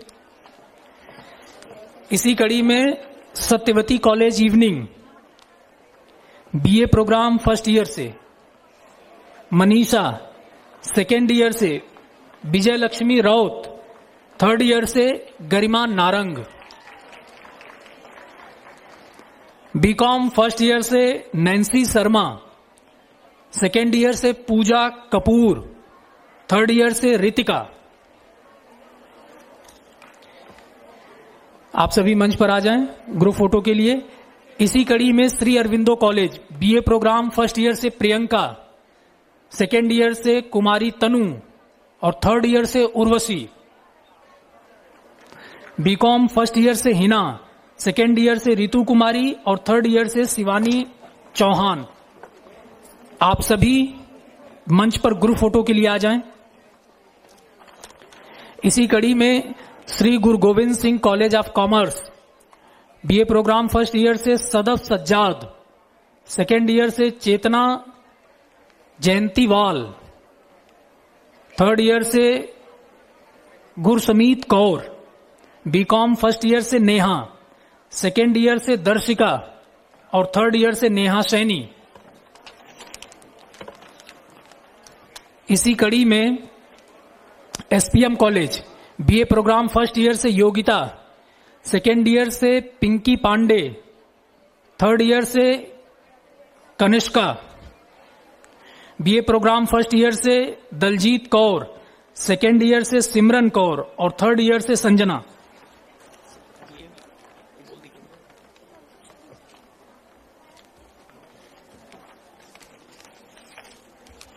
इसी कड़ी में विवेकानंद सेंटर से अंशु, रितिका, पूजा। विवेकानंद सेंटर से अंशु, रितिका, पूजा, महेश्वी, प्रियांशी गुप्ता। ये इतना ही था नहीं, बस ठीक है। इसके पश्चात एक काम ही करना है।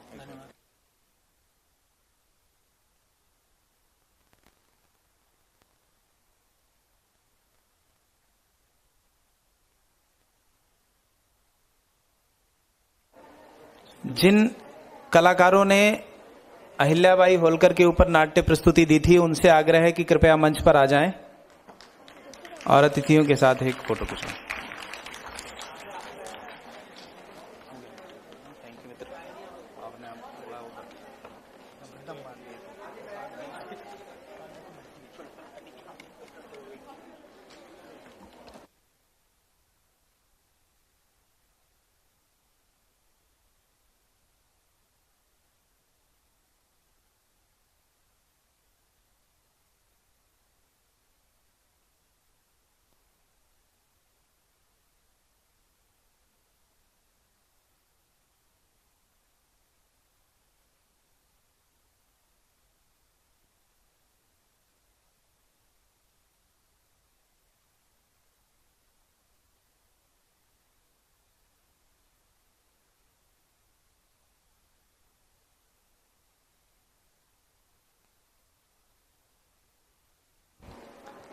सभी अतिथियों से निवेदन है कि कृपया अपना स्थान ग्रहण करें और मैं डॉक्टर सुरेंद्र सर जो कि एनसी वेब के डिप्टी डायरेक्टर हैं उनसे अनुरोध करता हूं कि कृपया औपचारिक धन्यवाद ज्ञापन के लिए मंच पर आएं।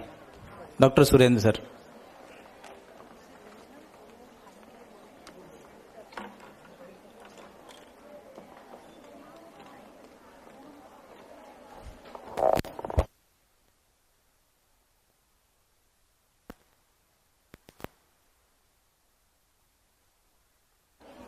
Thank you, Satyendra. On behalf of Non-College Women Education Board, I, Dr. Surendra Kumar, would like to express my vote of thanks to Professor Mittal. Thanks for coming, sir. आपका शेड्यूल बहुत बिजी था. You have to go back to Lucknow, but still you came and addressed our students and hope they will be highly motivated. And आपने जो पंच तत्वों को अपनाने की बात कही है, कोशिश करेंगे हम भी और हमारे बच्चे भी कि इसको पूर्ण रूप से अपनाएं. I would like to thank professor Balram Pani, dean of colleges university of Delhi and हमारे एनसीएफ के चेयरमैन भी हैं, बट किसी कारणवश वो विश्वविद्यालय में कोई मीटिंग थी, इस वजह से आ नहीं पाए. I would like to thanks professor SK Singh and professor HM Sharma ji, principal Satyawati college, for giving us opportunity to hold our annual day in this college at last moments, and thank you for all the necessary arrangement. A special thanks to Niharika ji, TIC Satyavati College, and Avdesh ji, professor in Satyavati College, and he is joint proctor in Delhi Vishwavidyalaya. I would like to thank all the TICs. Some of them are sitting: Amulya ji, Anita ji, Shri Guru Gobind Singh se Navdeep ma'am, for always be on their. हमारे बच्चों को हमेशा motivate करते हैं. हम यहाँ से कोई नोटिस भेजते हैं कि हमें ये एप्लीकेशन चाहिए, ये डाटा चाहिए, या बच्चे इस प्रोग्राम के लिए चाहिए, तो they are always there to help us and support us. Thanks to the office staff of NCWEB and special thanks to Satyawati college NCWEB staff for doing all the necessary arrangement. रात को हमें यहाँ 7-8 बज गए थे, बट एनसीवेब का staff यहाँ पर था and they are helping us to make all the necessary arrangement. Thanks to all the faculty member and it's very very special thanks to the students जिनके बिना हम नहीं है और जिनके बिना ये प्रोग्राम नहीं है. Congratulations to all the academic achievers and best wishes to those who could not secure a position this year, but we hope they will be coming next year and with a bang and will get better position and better marks than this year. Last but not least, a very very special thanks to our Professor Geeta Bhatt, Director NCWeb, जिनकी वजह से हमें ना ये जितने भी छोटे छोटे प्रोग्राम ऐसे लगते हैं, बड़े बड़े प्रोग्राम जो है छोटे छोटे लगते हैं, कि she is always standing behind us कि प्रोग्राम हो जाएगा, लास्ट मोमेंट पे कई बार होता है कि काम ये नहीं हो रहा है. Don't worry, everything will be happening, just relax. And because staff हमारे पास जो है, स्पेशली जो मैम की ऑर्गेनाइजिंग टीम है, जिसमें हमारे पास 15-20 टीचर्स है डिफरेंट सेंटर्स से, a very very special thanks to all of them and hope you enjoy the morning session. After this, we are having our cultural event, and I request all the students to attend that, and you will definitely enjoy it. A very, very special thanks. Thank you. धन्यवाद sir. अंत में सभागार में उपस्थित सभी सदस्यों से अनुरोध है कि कृपया अपने अपने स्थान पर राष्ट्रगान के लिए खड़े हो जाएं.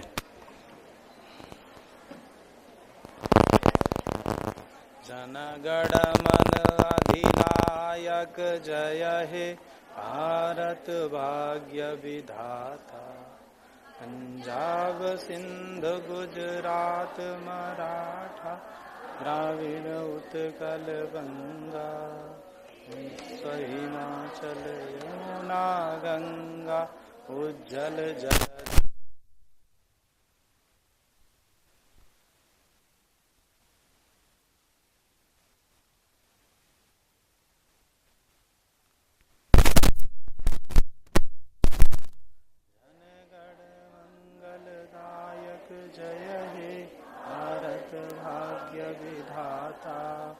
जय हे जय हे जय हे जय जय जय जय हे